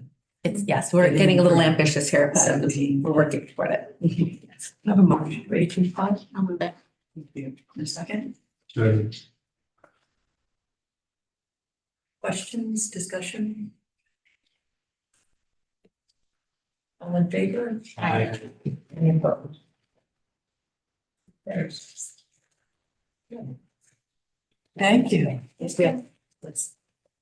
Good to see you. Second. Wait, we all second that. Wait, do you want to announce where you're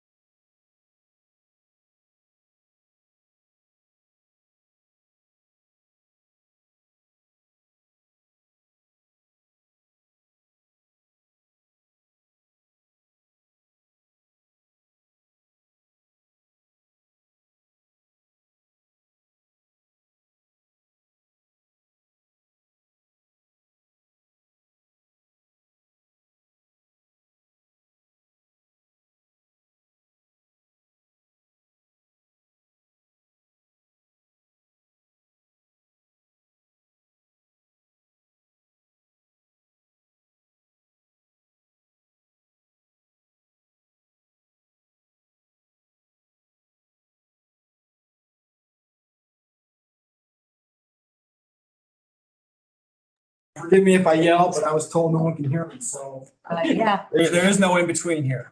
Gosh, Brad. Thank you. Isn't it? Right. It is. Right. You were at the table I one year. was. This is also why we're putting, this is why we're putting our department heads together. It'll be like the. Sign language. No, don't. Too loud. All right, so Yeah, be careful what you let's say. call this meeting to order. No, I know. Let's do a quick roll call. Jonathan Ann is here, Stephanie DeVito. Here. Look at, Elaine. Yep, Allen. here.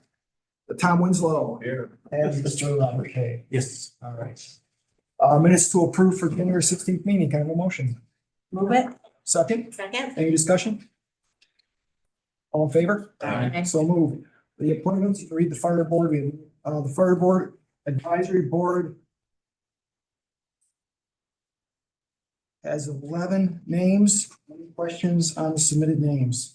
Chairman, I have a question, Yes, sir. if I may. Yes, sir. Last month, at Full Ledge, we approved a member for the fire advisory board, but yet I don't see his name on the list there. He's already. But I've been These are approved. the additional. These are new. Their appointment forms. These are new ones from Okay, since last just want to time. make sure that that's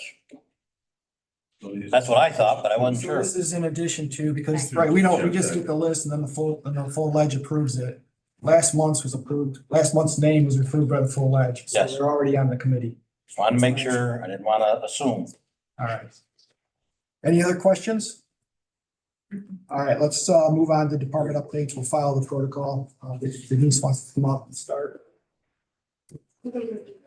Actually, have a seat. Sure. Brittany, I'm sorry, we'll get you up here next. What? We'll get you up here next. Thanks. Good evening. You have my report. If there are any questions on any of that, I'm happy to answer them. You have the meeting and. We did have the meeting. Yes, I met with Lynn and Aileen and Diane. It was a good meeting. We are going to, keep talking and hopefully make some progress this year. Okay. So if there's one goal I have this year, it's to get this off of my agenda. As far as resolutions, I do have 2 resolutions.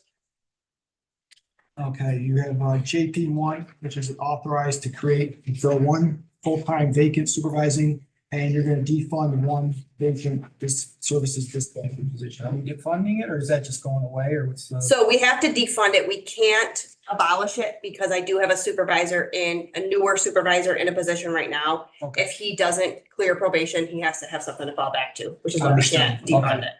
Or excuse me, why we can't abolish it. I'll make the motion. All right, motion made. Second? Second. Discussion? I just have one question. Sure. Obviously, and I've heard the whole stories about how difficult it is for you to get someone promoted to supervisor. Mhm. So that's why potentially you didn't plan for this in the 24 budget because you didn't think anyone would come forward and take this job? Yeah. Because all of a sudden it's the new year and you're having to create and fill this without Yeah. planning for it. Is that what That's happened? correct. Yeah, so, well, a few things have happened and that's one of them. With the expectation that salary was changing, it made a huge turn to the center. And that I think is why I'm so stuck on it, because for the first time in 18 years, we had 5 internal candidates for that position. We've never. I'm lucky to have 1. And your goal is to have how many supervisors? So we should have 5. And you have now? Right now, we have 3, but Okay. if both of these resolutions go through, we'll have a total of 5. And people potentially are willing to take it thinking that the upgrade will be coming. Yes, and I do have 1 supervisor, careful what I said, who left, he's been approved through Civil Service Commission to be reinstated. He's gonna come back to us. And the reason you're defunding this is because you couldn't afford to have, you I don't want to have, ask for another position. yes, you wouldn't have the funding Right, to, that's even correct. though this will be more, you know, Yes. you We'll have be some. able to absorb it because we have Vacancies. vacancies. You got it. Yep. Okay. Yep. All right. And we had roughly 158 vacant supervisory shifts in the last 6 months. That's a huge liability for us. And that's why I made the decision to You had a body willing to do it, then take. So I think it's important for a lot of perspectives. We have roughly 10 employees who have less than 5 years of tenure at the center. So we have the potential of having a very young staff and not having a supervisor on is a big liability. There's a lot of calls I get at home that I'm like, oof, yeah, shouldn't be happening. Okay. This will meet your needs for now. It will. Okay. Any other discussion? All in favor? Aye. Any opposed? So moved. JP2, authorize to fill one vacant supervising emergency dispatcher position due to resignation.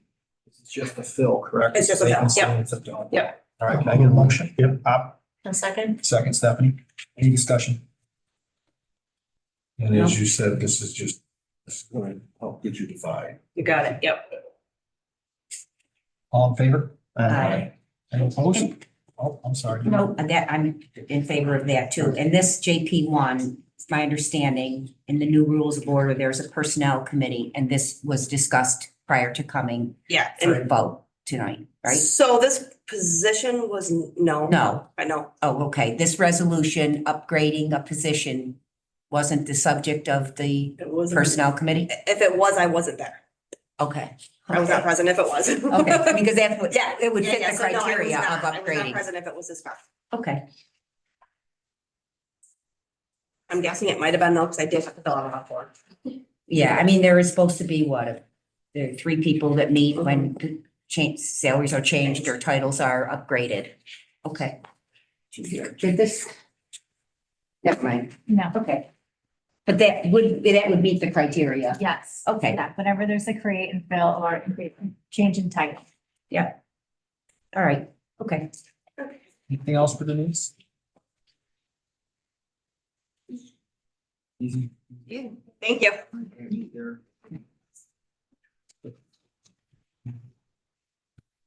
Will the district attorney come up next? Good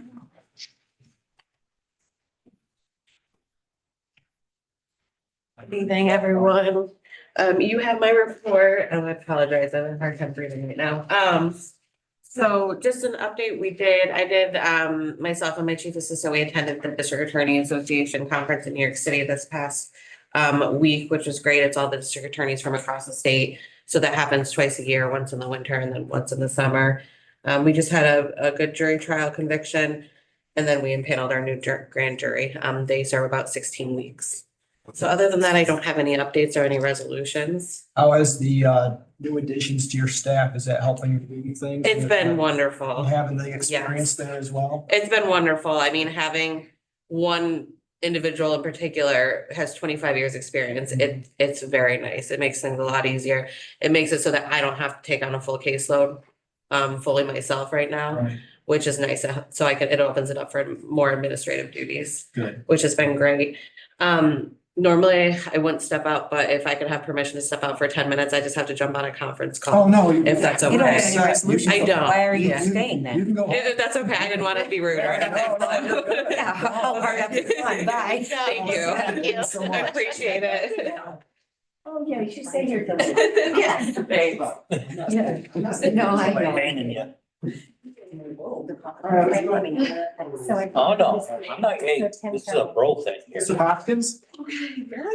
Yeah. I'm sorry.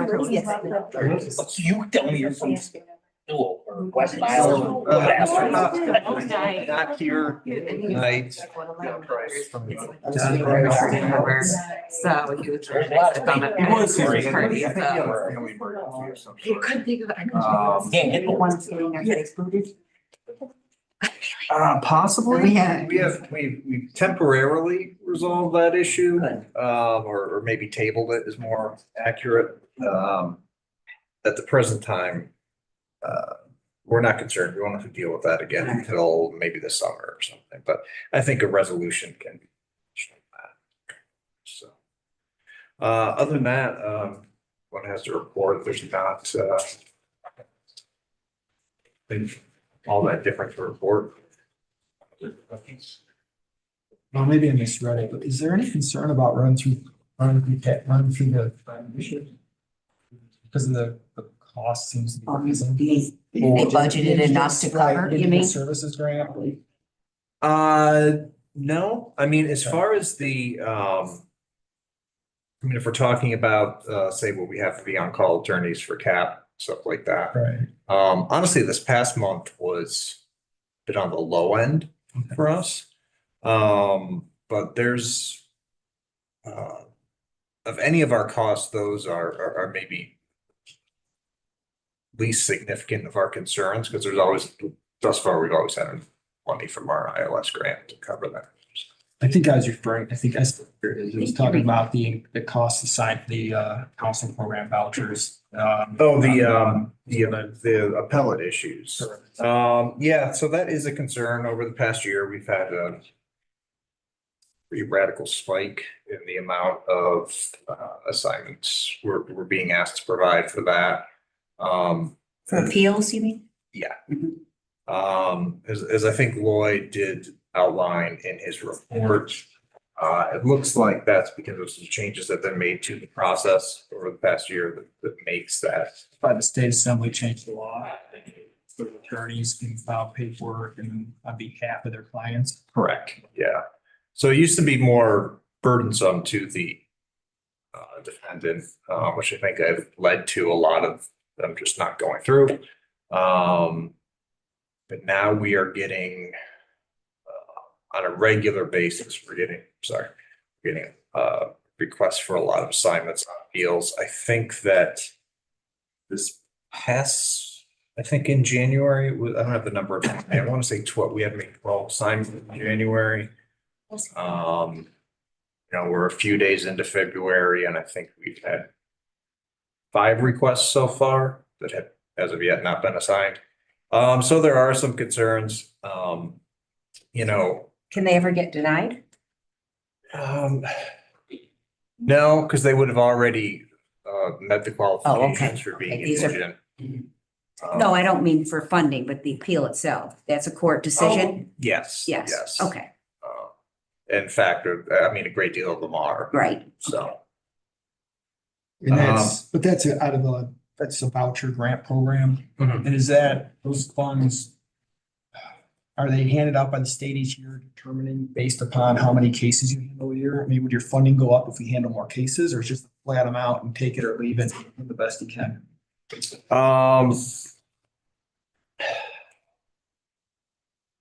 this moment, That's okay. I don't have a 100% accurate answer to give you. Fair enough. But most of our, most of the grant we worked on are taking into consideration the volume that we have. Anybody else have any questions?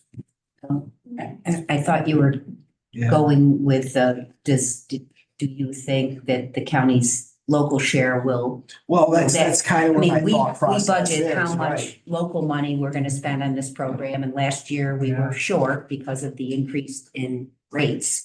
So I think that's something we should watch as the year goes forward. And that's kind of my question. kind of where I'm Are we, going. did we Are budget going enough to- local money to Right. cover the Pull up a cost? budget shortfall. Yes, And exactly. even if we don't fall short this year, what are we looking at for We next year? we fell short last year, so we hopefully budgeted more, but will it be enough? But it That's- seems like it's expanding. Yep. Every year. Yep. Is that fair to say? I think that's fair to say. I think over the last couple of years, I think we've seen some changes throughout the state that. It's just something to keep your eye on. It's one of those and obviously mandated move costs forward that, through, yep. You know, the But has faculty. the grant from the ILS increased over the last several years? It has, I couldn't off the top of my head give you the specifics of how much it's there. We were on a graduated plan where every month it was, or not, excuse me, not every month, every year it was going up. You can tell Lloyd, thanks a lot for not showing this. Yeah. Does anybody else have any questions? The legislators? I mean, is there any indication the state's gonna continue the ILS in perpetuity? I or- think, I mean, it was launched because of the one case that went to the Right. Board of Appeals. Is this gonna be a legacy thing, or one day they're just gonna say, sorry, Charlie? I don't Harley. know how confident I am in saying that it will continue in perpetuity, but based on discussions we've had, I don't think year 5 is going to be the end of it. I will continue for some time to come. He's never gonna fill in for Lloyd again. Yeah, right. Well, we're trying to plan if we have to take out a budget to cover this, you know, next 20 years. I hope.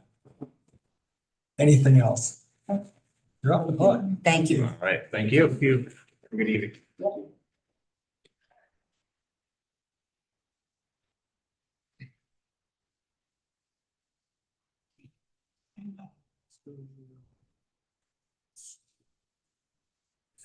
Riley.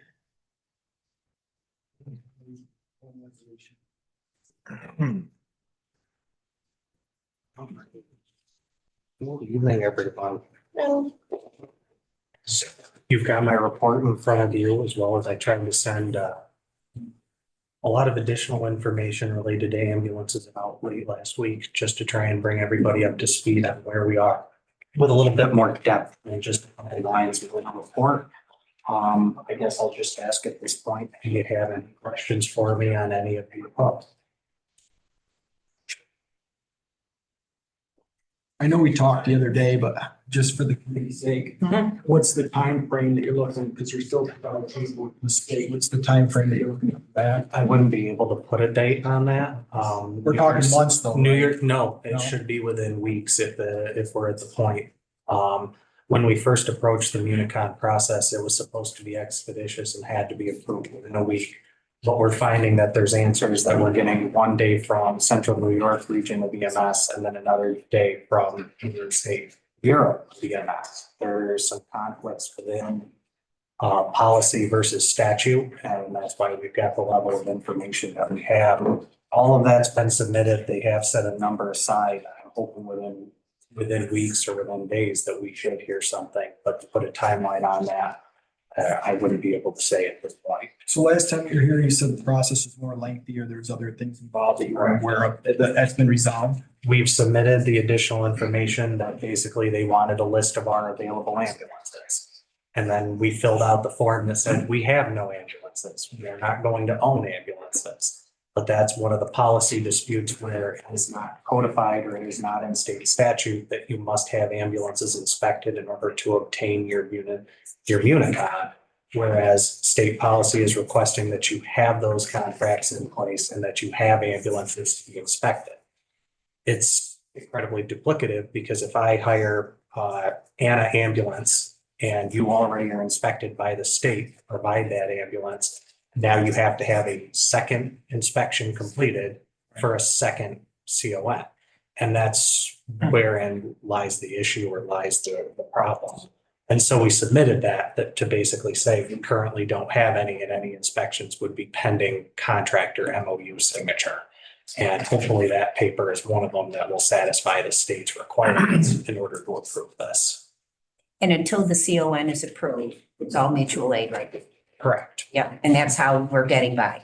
Correct. And I've asked for some preliminary data from the ambulances. We have a roundtable scheduled for the end of this month. Auburn City provided me some numbers that they have, just rudimentary based on January.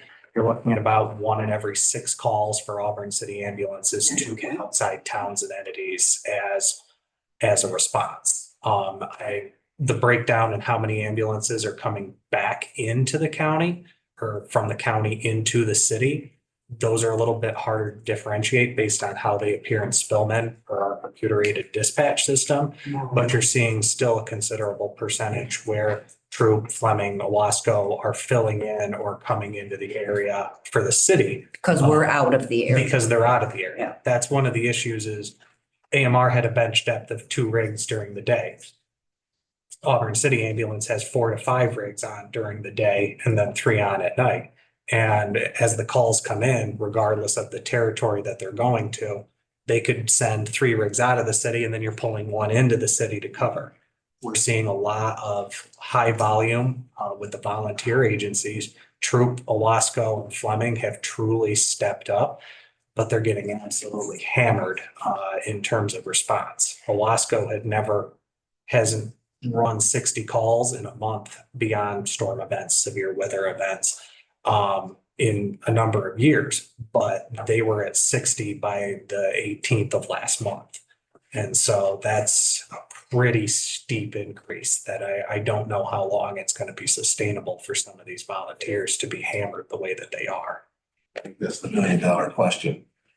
Over time here, they're gonna get tired, right? Oh, and it goes back to, there's larger debate happening at the state about sunsetting of critical cares. And we have a number of agencies that rely on those certifications. And one of those in particular is Troop Ambulance, and they are an ALS agency that if that sunsets in the next couple of years, which is currently state designed, they're going to be completely hurting for ALS. And if they're at over 100 calls in the month of January, that's going to be a huge impact to terms of the county. You're talking about like the tier threes are getting rid of, right? Right, they would be an They're EMT going in to- they have to go in to, other like, right, states. you have to be at 4, right? Yeah, So and they either can bridge to being a paramedic level certification, but many of these individuals, we only have 12 left in the county, but those 12 are responsible for a significant call volume. People that have been doing this for 20 No, plus Simvac's in the years. same position, Their so. Simvac has 2 out of their 3 providers are critical cares, not paramedics. And if that sunsets or goes away, they're going to be a hurt outfit, and they're partially paid.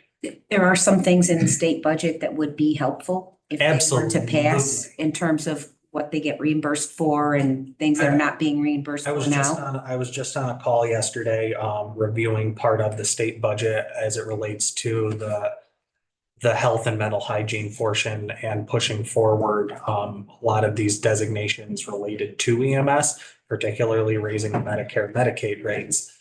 But again, you're talking about $250. If they even double it to 500, you're still a fraction of what they can bill a private insured. And where's the guarantee, or where do the debates come in for the actual return? But payment to the actual ambulance versus those are all positive things. Right? Direct pay is wonderful versus direct patient pay. That's wonderful. That unfortunately won't be implemented until 2025 by the time it finally is in effect. There was a year-long process to actually. And if you show up, but you don't transport, you get nothing, and that's being talked about as being reimbursable. Treat no transports or Yeah. treat in place. They're calling it like tip or tap. Uh-huh. Those are things that are being discussed, but again, no guarantee, and then the implementation process. I'm afraid that for some smaller agencies, it might be too little, too late. But there is an awful lot of positive. I spent an hour and a half yesterday with another group going through Title V and portions of the state budget proposal. All very positive things.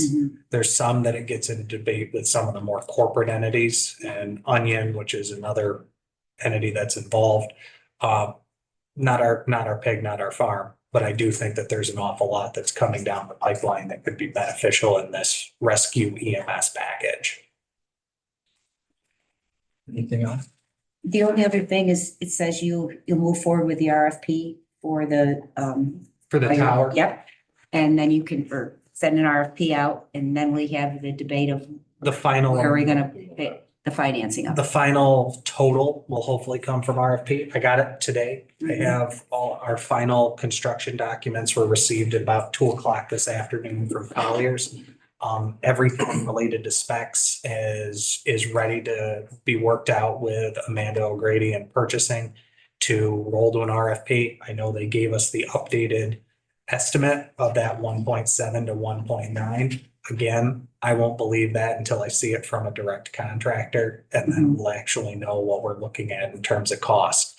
But that initial phase we paid for with Yes. funds already. This now will be the second phase of the actual pulling the trigger on it if we can get the funding for it. The RFP is the last piece to all of the groundwork. Yep. And then beyond that, it's going to be securing financing Yep. and then moving forward. But I want this to be as shovel ready as possible when we are applying to grants and other funding sources.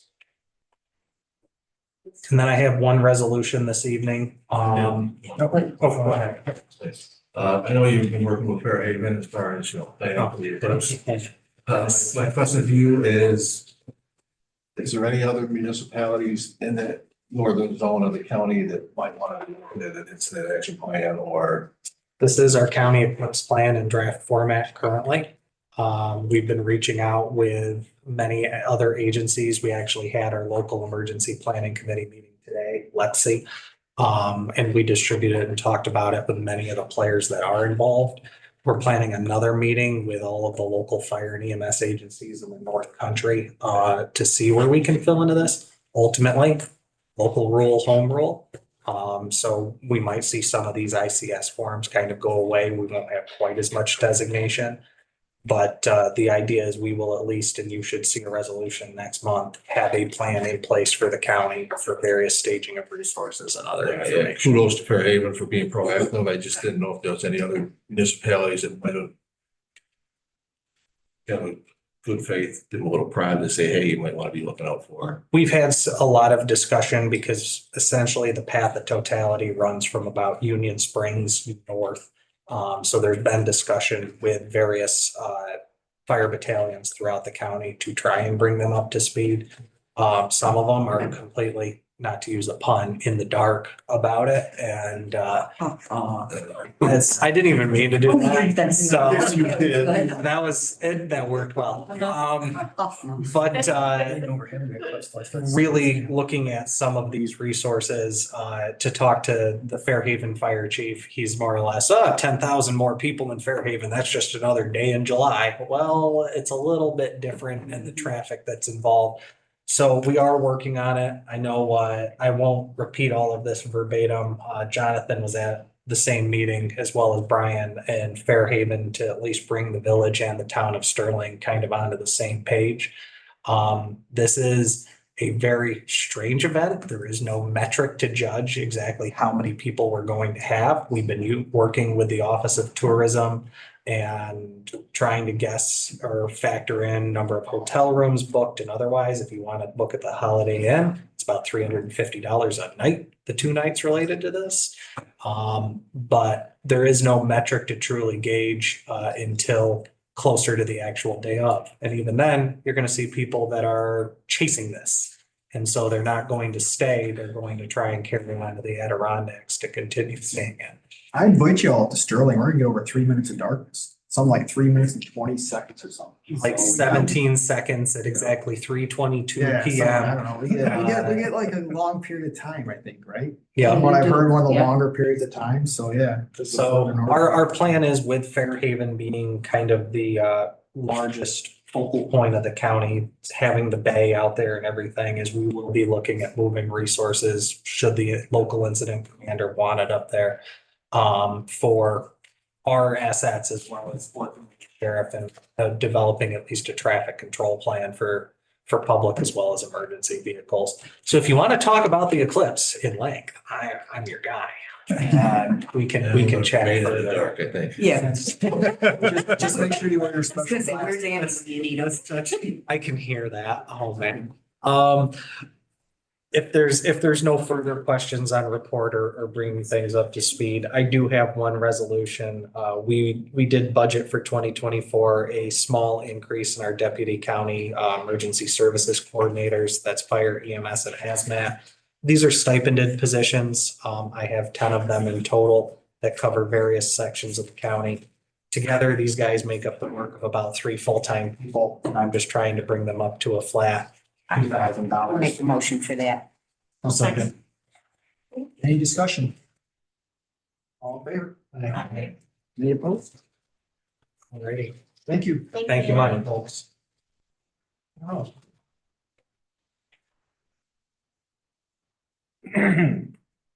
Everyone can go ahead of me next time. Say yes, okay. Well, you only had one resolution Okay. this time. He's got several. That was pretty light. But I took it off, Tyrone. You're first this time.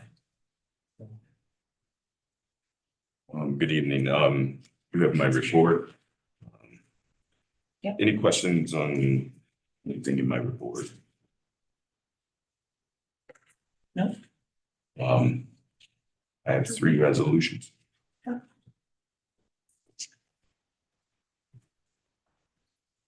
We have JP4, which is a create and fill for 1 probation officer. title. Can I have a motion to put on the table? I move it.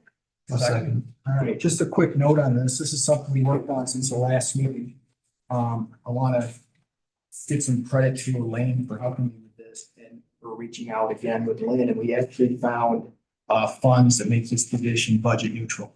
It's coming from a grant that was not accepted, that we identified over, I think it was $140,000 or Yeah. still right around there. So there it is, 144, it's in the resolution. So we're accepting Stroke of those. luck, it didn't get in Right, the it budget, didn't right? get in the Now it's budget, so- unanticipated revenue. So Tyrone's has to bring it bringing it into his budget, and it's gonna be used to fund this position. So it's a neutral, budget neutral position, and add the probation officer for this year. So I think that's a I'll move great thing that. in this department. Any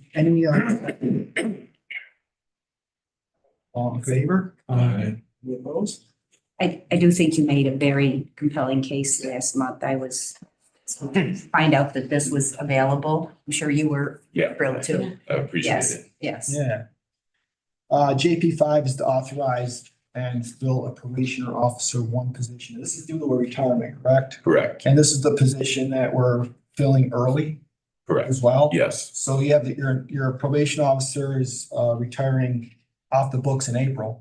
correct. He's leaving And- the office at the end of February, is that right? Yeah, so his last day is February 20th and, but his last day of actually on the book is April 11th. I'm almost positive there's no way we can function without the position. Like he has about 78 cases that he'll be leaving behind. So, you know, between myself and my two supervisors, we have about five, we're gonna be down about five people for at least a couple months anyways. Training. Due to training and one going out on medical and then surgery. So I'm going to take on probably 80 cases myself to cover the hump, to get over the hump. And my supervisors will also cover, you know, about 80 some cases or so. Plus I'll also write some investigations as well as, How long are they in training? it'll be 9 weeks. Bob made a motion, move it, I second. Second. And this position as well, excuse me, this position as well is also going to be partially funded for the overlap from those $144,000, correct? Correct, If my yes. understanding. Okay, so again, that's a budget Yeah, do you neutral. realistically, you'll get somebody in there by the end of February? Yeah, we had a great candidate Oh, list good. when we interviewed for this position we just filled. So I at least reached out to them and see if everybody was still interested, and they're still, you know, still very much interested. Great. All right, all in favor? Aye. Any opposed? And then we have JP6, which is an authorization to fill, and I believe that's a vacancy, correct? Yeah, one of our senior typists she'll also be leaving on February 20th. She took another position with another department, so another position that is kind of crucial to what we do. So I just like to, when she leaves, I just like to fill it. I'll make a motion. No second, 5 seconds, all in favor? Aye. Any opposed? I never really asked the discussion. But that's anything else for Mr. Thomas? Thank you. Thank you. Thank All you. right, thank you, Tom. Remember, you're going first next. Perfect. Yeah. All right, Sheriff. Good evening. Sarah, do you have some slides for me? I do. My clicker? Yep.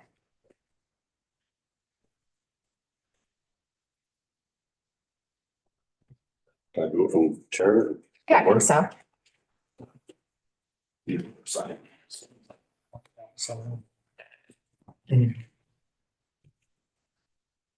I've got some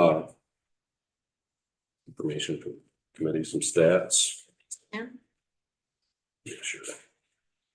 Got a couple extra for those on the outside. This one's gonna be. This one. Take a look at it. Thank you. I'll come and get it. Oh, yeah. Thank you. Oh, I have one already. Before I dive into that, I just wanted to show you something really, really unique that I thought was worth sharing, but as part of the Dreams project, I went down to records retention to see what information was being held down there from the sheriff's office that maybe we could destroy without it having to be scanned. There's some old bail books down there. Bail? Record of bail. Oh, What's really unique about this one? Thought you'd get a kick out of this. my name's not in. You're all guessing. Your great grandfather. Yeah, What's right. really awesome about this one is it begins in 1794, so it's actually before Cayuga County was even established. But the book starts out a book of records of special bail for the county of Onondaga. And then when we split from Onondaga, it continues for the county of Cayuga, but it's just really, Unbelievable. it's really neat that it made it all those years and it's sitting down in records retention. But we'll try to do something unique with that to make sure we preserve that. A lot of other older bail books from the 1800s and a lot of neat stuff down there. I think the clerk has a lot of interesting old books down there too, so neat stuff. Before I forget, some of you may not know Charles Ledouce, aka Zink, our WI director. Just wanted to make sure you knew he was here if you haven't met Zink yet. See in the movie. You in there, Zink? Maybe. You in the book? Grandfather. Lead the fifth. In the interest of time, I won't go through everything on my report. I will just highlight that, as you can see, our jail numbers, good news, have dropped over the last couple of months. I know, were you shocked at this? I am, because all year long we were quite Right. full. It dropped within the matter of a month and a half, two months. I'm hoping that it stays low. If it does, hopefully we can get some borders back in. We've been working with the feds. We've been periodically getting one or two here or there. We're up to 16, but it's going to take some time to get them back to where we were, if we can even get that number back at all. But did talk to the Tompkins County Sheriff. They're doing a remodeling project on their jail in March. So I'm hopeful that we may get some borders from Tompkins County for a couple of months while they're remodeling their jail and hopefully make up for some of the deficiencies we've had in board and revenue. You said at one point, if you got lower than like 120, then you'd have to look at closing a pod, but I do rather take on the borders and, I mean, that's just the balance you'd have to do? Sure. So actually, we talked about that, I believe, at the last Yeah. meeting, but we actually have LPOD temporarily closed right now, which helps with our staffing challenges, and anytime we can close an area, it certainly is helpful. What is LPAD? It's a 40-person pod, Uh-huh. one of our pods. Yes. I was just there. And thank you to those of you who were able to come and tour, but it gives us an opportunity to paint and remodel and do some things like that, keep it closed as long as we can, but we should be able to generate a pretty significant amount of revenue if we can get those borders in from Tompkins, but we'll open that back up if that's the case. If we didn't get those borders, we'll leave it closed as long as we can. But that was the only section of my report that I wanted to highlight before I get into some information, unless anybody has any questions about anything there or anything else. Okay, I forwarded all of you today a copy of PowerPoint that I'm going to run through. And I also just provided you some stats that you can look through and digest. I did provide those to Chairman Anna on Monday, I believe. Yeah, I forwarded them to the committee. Okay, good. Best I could. Good. Then I asked for a translation. Well, it can be very challenging to understand the nature codes, and I'm going to run through this presentation as quick as I can to respect your time, but sometimes it's hard to look at data and really get a full picture of what you're dealing with. Some of these stats, it may look like a stat is increasing, but it may not necessarily be something that really takes a lot of your time. So I wanted to go through this PowerPoint and just highlight some areas where I think they're worth noting to give you a sense of where we're spending a lot of our time and some of the challenges that we're dealing with. The first slide that's up is just total nature codes generated. So in the packet I gave you, it's a little tough to see up there, but in the packet that I gave you these, and Jonathan shared these with you, but these are the nature codes. So that's going to line up with the nature codes for each of those years. You'll see that I went back to 2019, try to give a snapshot of what things looked like before COVID. You can see in 2020 and 2021, things dipped a little bit. Now we've started to see our numbers come back up in 2022 and 2023, higher than we were before, but I'm gonna elaborate why some of those numbers are higher. So if I can remember how to do this. There we go. Okay. The second slide, this is arrests, just to give you an idea of where we're at with arrests. They've been somewhat consistent, 443 in 2019 and 2023, we had 466. Was a little bit of a dip during COVID and then a gradual rise back up.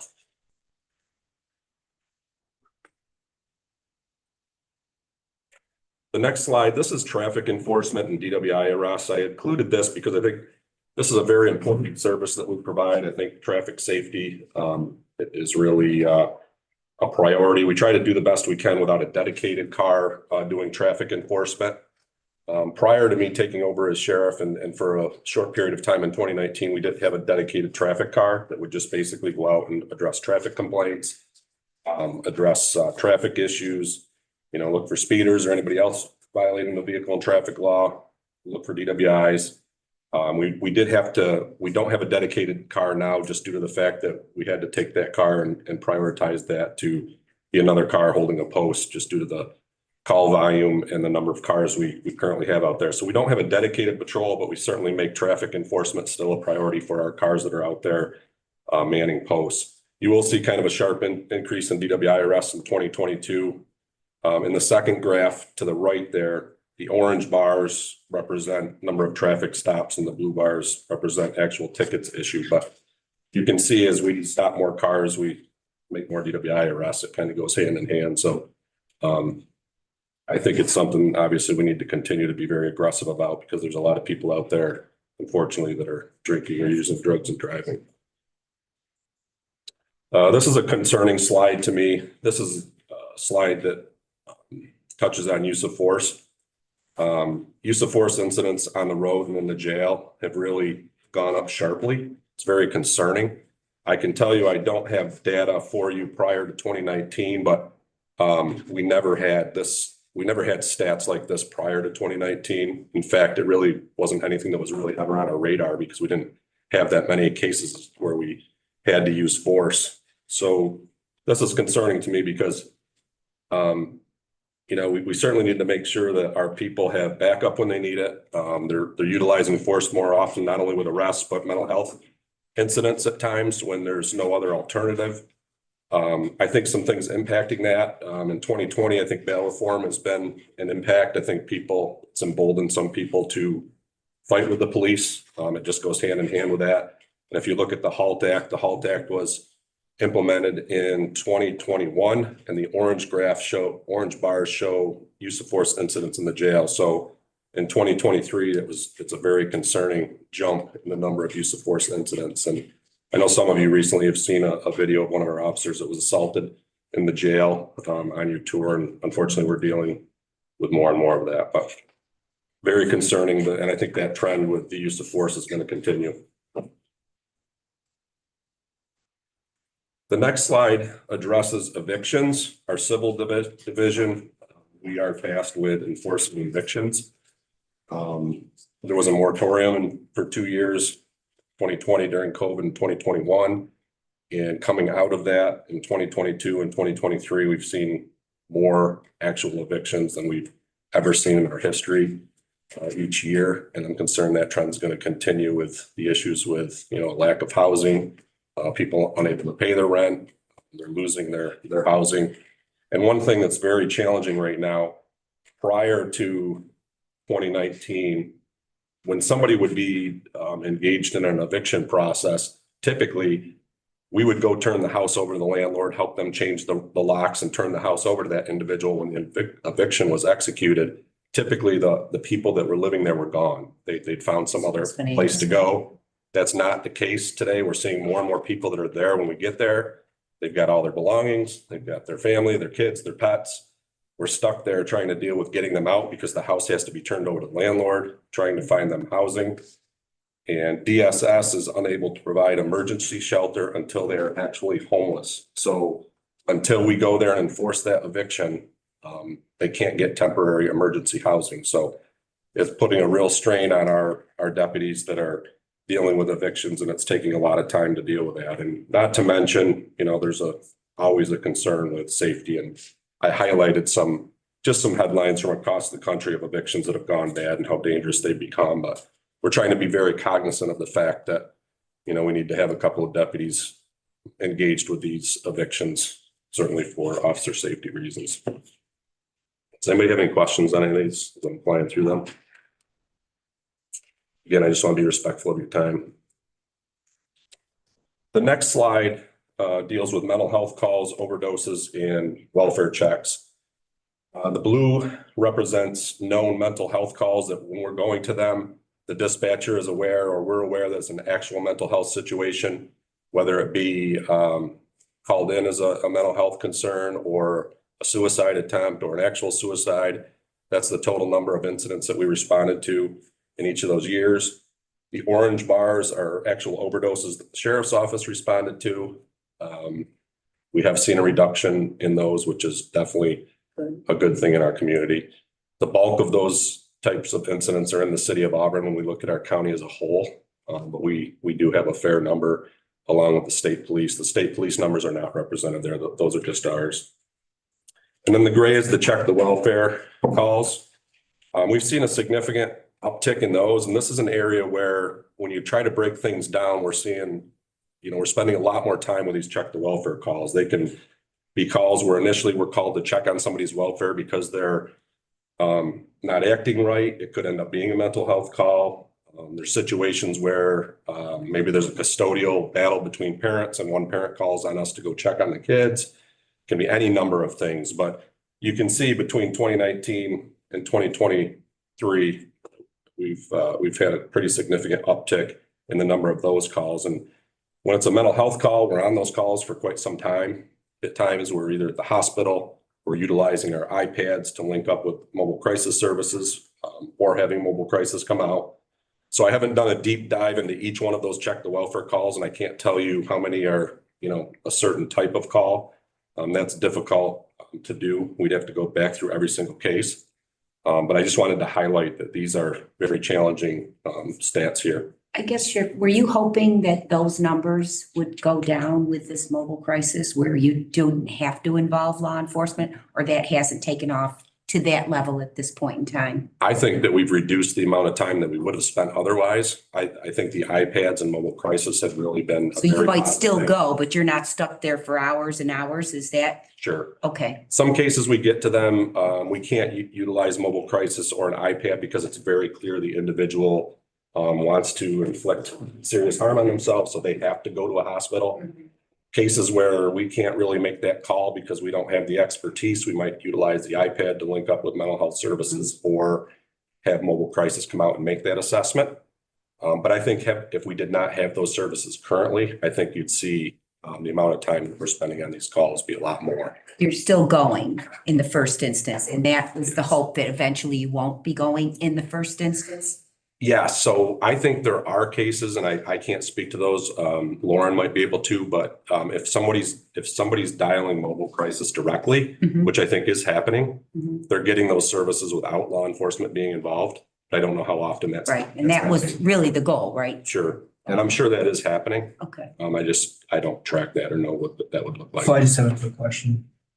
I'm not familiar with mobile crisis, so just real quick.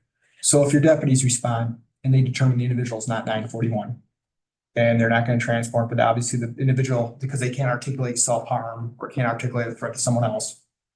But they identify a need. Instead of an ambulance taking them or instead of them going voluntarily, they do a mobile crisis on the iPads, like making a voluntary referral, and someone gets back to them and follows up. Is it immediately or is it? So typically what happens, so the county contracts with Liberty Resources to provide that service. You've also provided some funding for Cayuga County Mental Health to provide that service during the day. So we have the ability to contact them, ask them to come out to a scene in person if they're available. We also have iPads where we can immediately link that individual to a mobile crisis specialist. While you're still on scene. While we're standing there. So we're facilitating that. And then the mobile crisis specialist is setting up, not only determining should they go to the hospital or not, but setting up a safety plan, a follow-up plan. If they determine, yes, this individual's safe, they don't need to go to the hospital. They might set up an appointment, a follow-up appointment or other services. And it's great for us because we don't have the expertise to determine that. We're not trained to do that. That's not our role. But we can leave that individual there and know that they have a safety plan, that they have a follow-up appointment. It's also shifting liability a little bit, right? Sure, I mean, In some way. an expert's making that decision, right? A social worker or a therapist that's trained to make that assessment where we can't. So it's been awesome. It's a great service. I think that our, numbers would be even higher as far as how much time we're spending on these calls had we not had it. You transport it to the ED, you have to sit and wait there? We have to stay there at the ER. We do still have to do that from time to time. If somebody if we get to a scene and somebody's cut themselves or made specific threats that they're going to do something, we might take them without, we're not going to try to bring them to crisis picture. They're going to go right to Like the we used to, hospital. like we would all used to before that. You find somebody, they're a threat or self-harm, but they're not going in the ambulance. You transport them, determine their mental health 941, you take them. And you're sitting with them until either security takes them or they're admitted. Correct. Yeah. So we do still have to do that, but on a little bit smaller scale because we have some other resources that we can utilize now, which have been very beneficial. But again, these are the calls that take a lot of time. In the recent years, more and more time we've spent on these types of calls than we did in the past. The next slide, I just wanted to plug this in there. As you go through the stats, you're going to see a stat for, I believe it's law enforcement request. And if you're looking at those stats, you'll see there's a big fluctuation in the number. And I wanted to make sure that you knew what that number was. It's law enforcement request on a specific location. Those are going to be property checks that can be self-initiated or might be a homeowner that asks us to check on their home while they're away or a business owner that asks us to check on their business. These are. Without a reason, just could you check them out? We do. And in the next slide, I was hoping it would show up a little bit better. Oops. So I took a snapshot and you can probably see this in the slideshow that I sent you online, but the top data basically reflects an overnight. Actually, it's a few day period in February. I just went through and grabbed a period, but it shows you that predominantly on our midnight shift that the deputies are rolling through businesses or parks or local areas, just, making themselves visible and checking on the businesses primarily midnights. The bottom I just brought up, that's the Southern Cayuga School District. You'll see a period of time. We do encourage our members to check on our schools during the day. Also hit those at night, and especially on our midnight shifts. But we do property checks some during the day. Weekends, we might do it if a business is closed, but really encouraged to hit the schools in those areas and then businesses after midnight when they're closed. But there's a big fluctuation with that number, and I wanted you to know what that was if you're looking at the data. Next slide, recruiting has become a huge challenge. I can tell you since 2020, I think there's a lot of things that have impacted this where, every department head that's come up has said that they've had trouble recruiting. We're not immune to that. And I think in some cases we have even unique challenges when it comes to this, but I think community engagement and tabling recruiting is very important. And if you follow our social media page or you're out and about in the community, you know that we try to do a lot to engage the community. And I think it's imperative that we do that not only to maintain trust of those we serve, but to continue recruiting. And I'm very concerned about the future. I think we've got to have some discussions with HR in the future and determine what other strategies can we utilize to try to attract people and, grow our own candidates from within our community, because going and setting up tables at job fairs and putting posts out on social media are not enough. And we just don't have the resources to do what we need to do. So that's another challenge that I think needs to be addressed at all levels within our government. This slide, just really quick, I just threw some things together as I was typing through this that, just made me really stop and think about the time that we spend. We do a lot more multidisciplinary partnering, today than we ever did. And I think there's a lot of benefit that comes from that, but that it takes time. 10 years ago, we weren't doing all of these things. We didn't have a multidisciplinary approach to a lot of the problems that we're dealing with in our community. And we're doing a ton today. And it's very challenging for our folks. It takes a lot of time. I think it's important to note. The body worn cameras have been very beneficial to us, really helped us with the best evidence and with being transparent, but there's certainly, time it takes to upload those and deal with those. Discovery mandates haven't so much made more work for us on the road. It's made more work for our records clerk, but our road deputies have some mandates on how quickly they must get information to our records clerk so it can get to the district attorney's office. But I did plug that in there because it has created some challenges where really if an arrest is made, that paperwork's got to be done almost immediately. That deputy's kind of out of commission while they're trying to get their reports done and everything that they have to do because it's got to get to the records clerk pretty quickly to get to the DA's office. So that's created some challenges. Since I've taken over as sheriff, we've really started to do a lot more training. I think that the more training we can do, it limits our liability. Training can be a very perishable skill, and we have to do many things every year to keep those skills up, especially when you look at the use of force cases that we're dealing with and everything that we're mandated to do. Transports, especially raise the age in juvenile transports. They've really created some challenges over the last couple of years with the miles we've had to travel, a lack of beds out there for adolescent offenders and juvenile delinquents that we deal with that need to be in a secure detention facility. We're tasked at the sheriff's office with transporting those individuals. Last year, we made a number of trips to Dobbs Ferry, New York, and Westchester County with kids, taking them down, bringing them back for court, taking them back to Dobbs Ferry. All juveniles, regardless of where they live, go into your custody to transport? Yeah, if they're in the county and there's If they're in some the type of, county. there's some type of transport that's required with. So if there's a need for us to do that, like DSS is going to have us transport those individuals. If there's some type of risk to somebody's safety, we're going to do that transport. Other than a caseworker wouldn't do it. I think some caseworkers do take.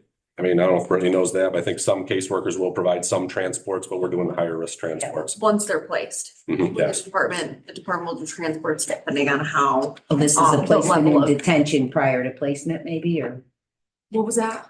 into detention or to To whether it's detention, they'll do the transports or if they're switching them between group homes and things like facilities. that.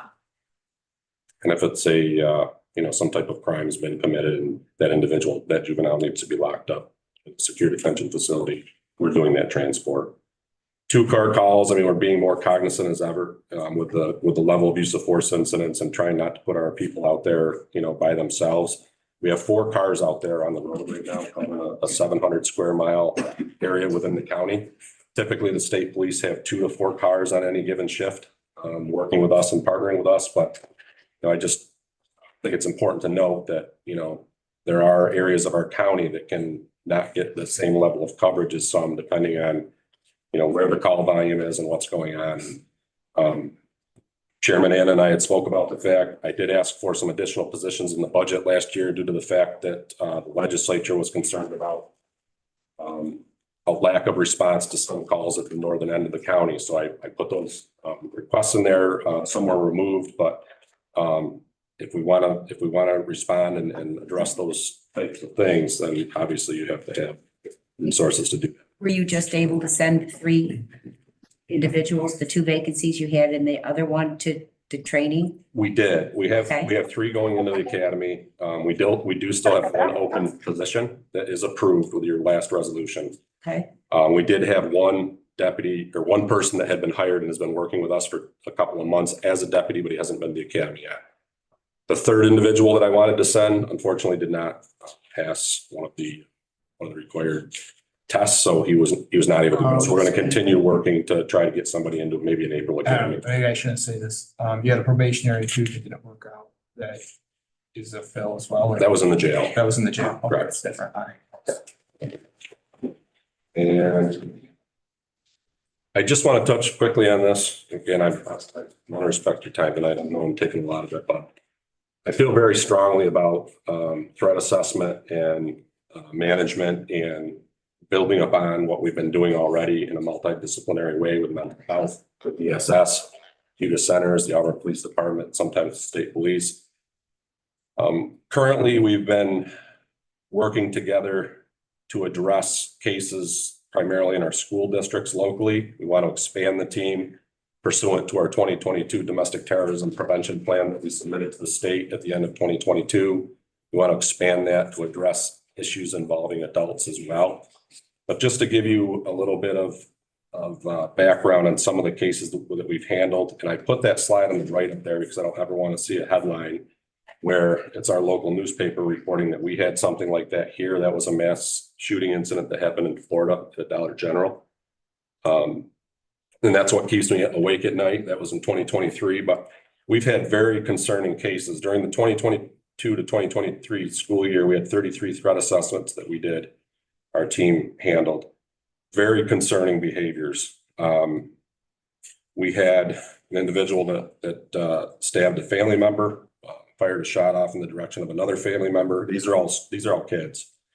We've had multiple kids that have made threats to shoot up the school, some that have been caught trying to research how to purchase weapons on the internet while at school. Other threats to use schools at the shooting ranges. We had an individual that was drawing a pipe bomb at school. And as we addressed that case, we found that the individual, the juvenile, had actually made a pipe bomb and was lacking one component to actually make it blow up. These things are going on in our community, and I don't say that to create panic, but I tell you that we need to take this serious and we need to make sure we have the resources to address these things. Those were just the 2022-2023 school year. There's many more. I believe I gave Chairman Anna some more information relative to those cases that you can look at. But these are things happening right here in our community, and we have to take this serious and not bury our head in the sand and say, this won't happen here. So what's the early warning system? So, good question. We've been partnering with our school districts. Our school districts have been very good about alerting us when they see concerning behavior. We've got our school districts on board. They've been partnering with us in addressing these cases in a multidisciplinary way. We also just rolled out the Safer Watch app, which I'm thinking probably some of you saw, right? Yeah. That the legislature was included. Got notice of it. I didn't. Yes. Yep. So the Safer Watch app, we're going to roll that out to the public, and we're going to really push that can be a tool to use for anonymous notifications, not just for any crime tip, but if somebody's seeing suspicious behavior out there or anything that could be related to, somebody with some type of, sinister plan, that they can provide that information to us. So we're going to roll that out as another tool to gather that information. Certainly mental health, might be dealing with an individual where they can, let the team know, hey, we've got this situation that really could utilize or be best served by using that multidisciplinary approach. So we've got to educate our community about how they can report those things. Somebody might be seeing something on social media or be aware that somebody's threatening to do something, and they may not know where to report it or even if they should report it, but we want to make sure we educate the public to the best of our ability to let us know, because when we're dealing with all these threatening cases throughout the course of the school year, we have to do everything we can to make sure we're getting this information before something bad happens in our community. So we're trying to, we've got to build upon this prevention plan. There's a lot of work that we have to do, and it's gonna take a team effort and some resources. That was state mandated, Sheriff? It was Yes. Executive Order 18 Yep. by Governor Hochul, I believe. To put something in place at each community. Yep. And Sheriff, was that the piece on the last slide? I didn't see it. At the bottom, is this a big piece of what? No, it's about migrants. Migrants. Right, I didn't know what you were doing with the, yeah, I don't think you're so. just saying, I don't want that to be on the citizen. Is there? The sheriff gives details there at the top thing, right? Right, but the bottom one is, That's I not. think it's irrelevant, I think. oh, okay. Yes, it's not part of, it was, Yeah. this was, It just happens. I was like, is this I don't understand, okay. yeah, so actually, to be honest with you, I didn't even know what that article was. I put it up there because of the headline, Sheriff gives details on racist shooter. I just don't want that to ever be a local headline. When I see things like that in the paper, it makes me cringe thinking, let's not ever let this happen here locally. Right. This was just the front page of the Citizen for that particular day when that story ran. Gotcha. So the bottom story was not anything to do with that. Okay, I was just like, what's happening? Okay. And then finally, And actually, maybe we don't, I do have some slides on the number of miles we've transported individuals for the jail. It may relate to one of my resolutions, but I might not need to go through this unless you want to. Maybe we could go through the resolutions, and if you want more information about why we're looking for the replacement and addition of a van, I can go through that. Those questions are correct. So the sheriff does have 6 resolutions. JP 7 authorizes the chair of the county legislature of the county sheriff enter into a contract with Aaron Technology LLC to provide software managing evidence and property inventory. Sure, this is just a property management software to help us manage evidence. That would be to track it, to help us be notified when it might be time to dispose of that evidence and just better track our evidence that's in our evidence vault. It is. We do not currently have a system. We've done it on paper. Our evidence room was not in great shape when I took over. We've been spending a lot of time cleaning it up, purging evidence, working with the DA's office, determine what we can get rid of. I don't know of too many agencies in this day and age that don't have an electronic system for tracking evidence, and it's time for us to get with the times. So this was budgeted in the IT director's budget going into this budget cycle. I'll move it. Second, can I get a second? I'll second. Okay. I will say that this will save man-hours. This will save staff from sweating through paper and save kind of the deputies as well. So it's definitely, I think it's definitely needed to do. So, any other discussion? Does this, for lack of a better word, coordinate with the DA's office yet? Do they have the same type of software, or if No. you have evidence? No, this wouldn't go directly to them, but it would help us. It would just help us track potential disposition. We would still have to reach out to the DA's office and say, hey, can we get rid of this? Can we expunge this evidence? But this software would notify us and say, hey, this is something that's probably reached the end of the time that you need to keep that. We could reach out to the DA's office, but it wouldn't integrate with their system directly. It's not discovery. No, this is totally. Yes, Well, let me it's ask not you a follow-up discovery. question to that then. Is it something that the DA's office also purchased and put online that they'd be able to talk back and forth? And the DA could sign releases online to you and do everything electronic as well? Not that they'd be logging evidence, but they'd be able to keep track of say lab reports or have access to it. And then if things go to the lab, back to the reports and you upload them. And then if they need to release property after, when it gets, say, after 5 years and it's gonna be destroyed, instead of doing a paper release, they can send an authorization, everything online as well as you're all tied together. I don't know if this system is capable of that. I didn't research that, so I can't answer that. It's something I could certainly look at. And I know you're familiar with the B system. I don't Yeah, know. and they're all tied together. That's why. Yeah, I don't know about the Aaron system, if that's capable of doing that, but I don't see where the DA's office would have the staff to be dealing with evidence. I would think they would just, rely on us to I don't ask think they really them. did on dog either, other than the fact that they were able, I think they're able to do releases and sign off. So I guess maybe I can look into that, but I don't know the answer to that right now. We're just looking to save man hours. Okay, it was just a question to follow up on Bob's, that's all. Well, any other discussion? All in favor? Any opposed? So carried. JP8 is authorizing the creation of a senior typist with the Cayuga County Jail. Just real briefly, this will help in the jail with the mental health side and work as a coordinator between the nurse practitioner and the service providers. Can I get a motion to put it on the table? A little bit. I'll second it. All right, any other discussion? No, this was Sure. certainly something that you put in the corrective action. This was counted for some upgrades you were going to do in terms of Correct, from better state management. commission correction, we Yep. submitted a corrective action plan. This was budgeted to address all these things. Any other discussion? All in favor, say aye. Aye. Any opposed? So carried. We have JP9, which authorizes the sheriff of Cayuga County to fill seasonal part-time positions for the Marine Patrol unit. Sheriff, you want to explain that? Sure, so this is a resolution that goes through each year at the beginning of the year, authorizing us to recruit and fill positions for our navigation division. We do have two separate position classifications in here. One is for part-time deputy sheriffs. These would be for individuals that might work for another police agency or still have their police certification that would be interested in working part-time.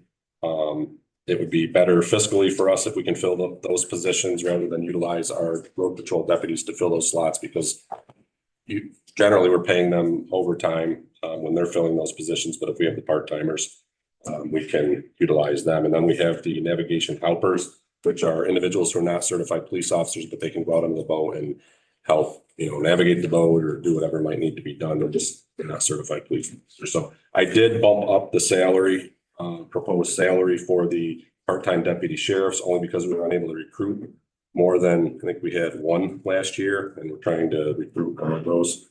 The New York State Parks Division reimburses us 50% of the cost for the navigation division. So any of the salaries, as long as it's not time and a half, they will reimburse us half of the straight time salary, whether it's full-time or part-time. That's the same deal with the boat, 50%? It is, yeah, 50%. So that would cover 50% of these costs. I just wanted to point out that I did bump that proposed salary up in an effort to try to recruit individuals, so we're not paying time and a half for road patrols. Make a motion? Make a motion. All right, now, discussion. All right, all in favor? Any opposed? So. All right, we have JP 10, authorize the Cayuga County Sheriff and the Chairman of the Cayuga County Legislature to renew a contract with Galls LLC to supply uniforms for the Cayuga County Custody and Patrol Divisions. This is I believe, an annual contract that you do every year, correct? This is a renewal. It's a renewal. It is a renewal. We piggybacked on Albany County's contract with Galls. They supply the Albany County Sheriff's Office with all their uniforms and many other agencies across the state, but it seems to work well for us and be cost effective. This is the last year that we're able to do this. Whether we are able to jump on another contract following this year or put out an RFP, we will have to address that, but we're looking to just extend the term one more year to continue purchasing those items from them. Can I get a motion? Second? Second. Any discussion? All right, no discussion, all in favor? Any opposed? So carried. JP 11, authorizing the sheriff to purchase and equip 6 new marked patrol vehicles to replace existing patrol vehicles that accumulate high mileage and need to be replaced. I'll let the sheriff explain his resolution. Sure. So six marked patrol cars, as the resolution points out, 3 of those patrol cars would be cars that were purchased by the county. That if replaced, we would be selling them at auction. The other 3 are leased vehicles from Enterprise that we would be turning back to Enterprise.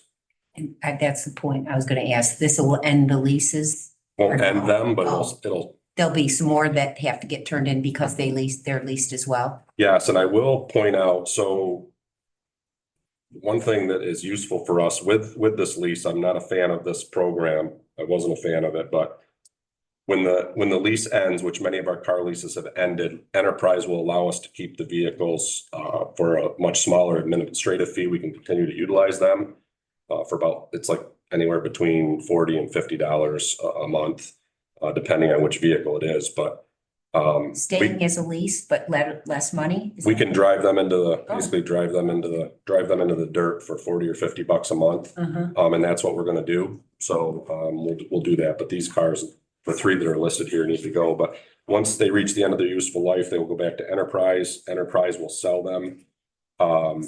If there's any money above book value that the car brings, we get that difference, but I don't anticipate that we're going to be seeing too much in these vehicles. You got the ones we ordered last year? They're all? Yes and no, half of them. We just accepted or just received 4 today. And we're waiting on 3 more. And it'll be the same kind of lead time for these?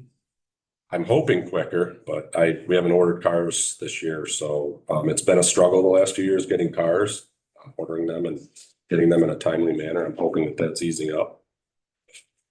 It took us about a year to get the last batch, but hoping that's a little bit quicker. Get a motion to put on the table. Yes, sir. Second. Discussion. Sheriff, you talked about rotating them through the new cars. Are they going straight to patrol, or I can't remember. You're telling me they're going to rotate some older vehicles to Powell. These 6? Like detective vehicles. That still in the play. Yes, so last year, we found out that we couldn't get Ford Explorers to match our fleet. So we were looking at our fleet and decided, that we would order 3 Dodge Durangos. And we still had approval to purchase 4 cars. So what we did was we purchased 4 actual cars, not 4 SUVs because they weren't available, but we purchased 4 Dodge cars. We're going to assign them to our criminal investigation division. They have 4 SUVs, Ford SUVs that are unmarked, but we're going to actually put them into service as marked cars. So even though they've been with us for a little while, we're going to letter them up. We're going to put cages in them, and we're actually going to put them out to our road patrol division. So it actually saved us a little bit of money, but we're going to repurpose those SUVs because we can get away with them driving actual cars and not the SUVs. So that helped us a little bit last year. So we're going to roll them out as soon as we get them lettered and repurposed. Yeah. No, go ahead, sir. Can you just explain how the leasing program works and how many cars you actually lease? Sure. It didn't work. It was flat from the past, right? Yeah, I just don't know. Yeah, I think we were kind of sold a program that really wasn't what everyone thought it was. But essentially it comes down to enterprise financing vehicles for you. It wasn't really a true lease. So if a municipality has the ability to purchase the cars, I think in the long run, it's cheaper. But if you want somebody to provide financing for you, like if we went out, took out a loan from a bank, purchase cars, it's essentially the same thing.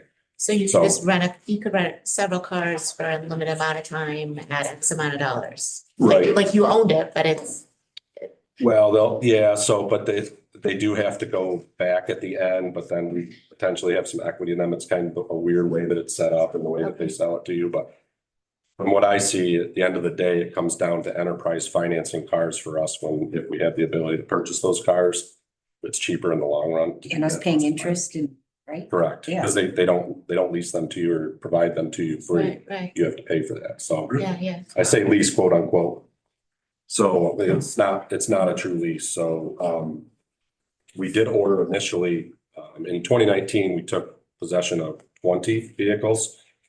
One of those was totaled when an individual hit it head on intentionally when he was being pursued.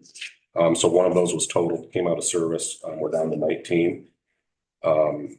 We do have 2 jail Tahoes that are through that program. The rest are with our road patrol division. I don't think we rolled any out. Trying to remember, I don't think we rolled out any last year. I think this is the first batch that we're rolling out. So from here forward, we'll be getting rid of those as they reach their useful life. In the high mileage, you're talking like what, $1.25? So anyway, it depends on the shape of the vehicle. So it's generally 100,000 to maybe 130,000, but it really depends on how beat up the vehicle is. So it isn't like every car gets That comes from the every couple months PMs they do. They look underneath and check out the car, right? Yeah, we've had a couple that have had some mechanical issues that hopefully roll out quicker, but I talked to the chairman a little bit about this. I think that we need to, I would love to see us look at some type of a capital program where we kind of look at moving ahead. How many are we going to need next year, the year after, and not get to the end of each year at the budget time and, haggle over cars. Let's try to, I would love to be part of a group that can look at this and say, what can we budget year over year to make sure that we cover that without having to do that. Right, because these are part of the budget already that was. These were last budgeted. year. Any other questions from anybody? I do, Jen. Yes. So are there any more that you're anticipating? Did you plan for any more upgrades such as like cars? So for this year, Yeah. there are 2 additional cars budgeted for the 2 new positions that were in the budget. They are not part of the 6, but there's no other, I'm not going to bring you any other resolutions to replace cars this year unless those two positions are added in future discussions. But when you got approval in the tentative budget to put those in, you put the cars with them. Correct, 2 cars, which would be unmarked cars. They wouldn't be as much as the marked SUVs. Certainly discuss those down the road. And then you have maintenance plans now that we're out of the lease system. Have maintenance plans for We did have to provide the maintenance to the leased vehicles anyway, so nothing will change, but we'll still utilize the motor pool for oil changes and preventive maintenance.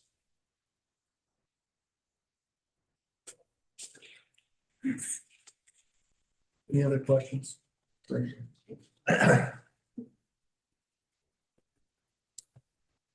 No other question, put this to a vote.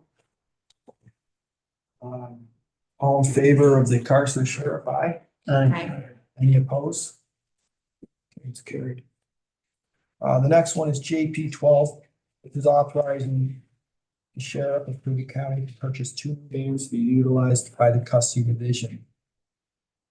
I'm assuming that these are also due to high mileage as well, correct? They are, so this is to replace one van and to actually add a van. Another area that we're struggling with right now, and I do have some PowerPoint slides if you want additional information, but our transport teams are transporting a lot more than they ever have. Some days we have 4 transport teams out where that never was the case a decade ago, but we have 4 transport vehicles in the jail. One of them is, we have 4. But we need one more vehicle. It's a little bit larger capacity because when we go to county court or Auburn City Court, we have to take a large number of individuals from the jail. So we need a van that's a little bit bigger. But there are times when we'll have our 4 transport teams out and then something pops up, whether it's a hospital detail where an incarcerated individual's in the hospital, or we have to transport one forward. Our road patrol division gets saddled with that, and I'm trying to take that work off of our road patrol division, put it back in the jail where it should be. We really do need one more vehicle within the jail so that we can put out 5 transport teams on those days, which are typically on Tuesdays sometimes when that happens. So I'm requesting 1 additional van on top of replacing 1 van that's worn out. We do have 1 other van that we own and then 2 additional vans that are leased through Enterprise as well. This is coming out of your equipment budget line for the second van, or is that for both of them? So this is budgeted through I think it's a separate budget line in the jail for vehicles. Yeah, it says 2024 custody equipment budget line A31. Correct. 52,100. If you're interested in seeing the mileage, I could do that. I know it's getting late. I'm throwing a lot at you, but. All right. But these are budgeted in your 2024 budget. They are budgeted. I did give, those of you that were here last year saw some of the slides with the amount of miles that we were traveling. That still continues. The juvenile transports, everything that we're doing with medical transports, it's through the roof. So we're just looking to increase our capacity in the jail to be able to provide those transports without tasking our road patrol deputies and taking them off the road and not answering calls. Can I get a motion? I'll make a motion. Do I have a second? Second. All right, any further discussion? I'll support this. I just had one question. The enterprise vans will eventually be coming due? They will. We're gonna drive them into the dirt too. So I mean. Probably not this year. No. Okay. No. I guess that's the question. This is the question. So this is pretty much the vehicles for the year, correct? It will be unless those 2 other positions are created, but this is it I'm not coming back to you looking for additional vehicles. I'm trying to get these in early so we can get them ordered. If it's gonna take a year to get them, it's gonna be challenging at the end of the year. Any other questions or discussion from anyone? All in favor? Aye. Any opposed? So carried. Thank you, Sharon. I threw a lot at you. If you digest that data and you have more questions, please reach out to me. I'd be happy to help you understand that. We're in some very challenging times. I know every department head's dealing with a lot of challenges, but I'm not sure,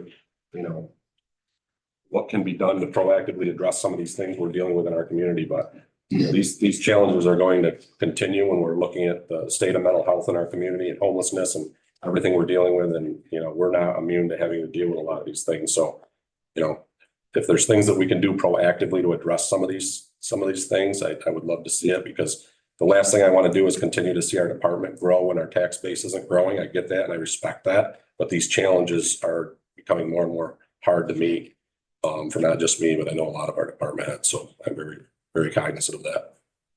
Thank you. Thanks. Chair, can you send the slide deck around to us?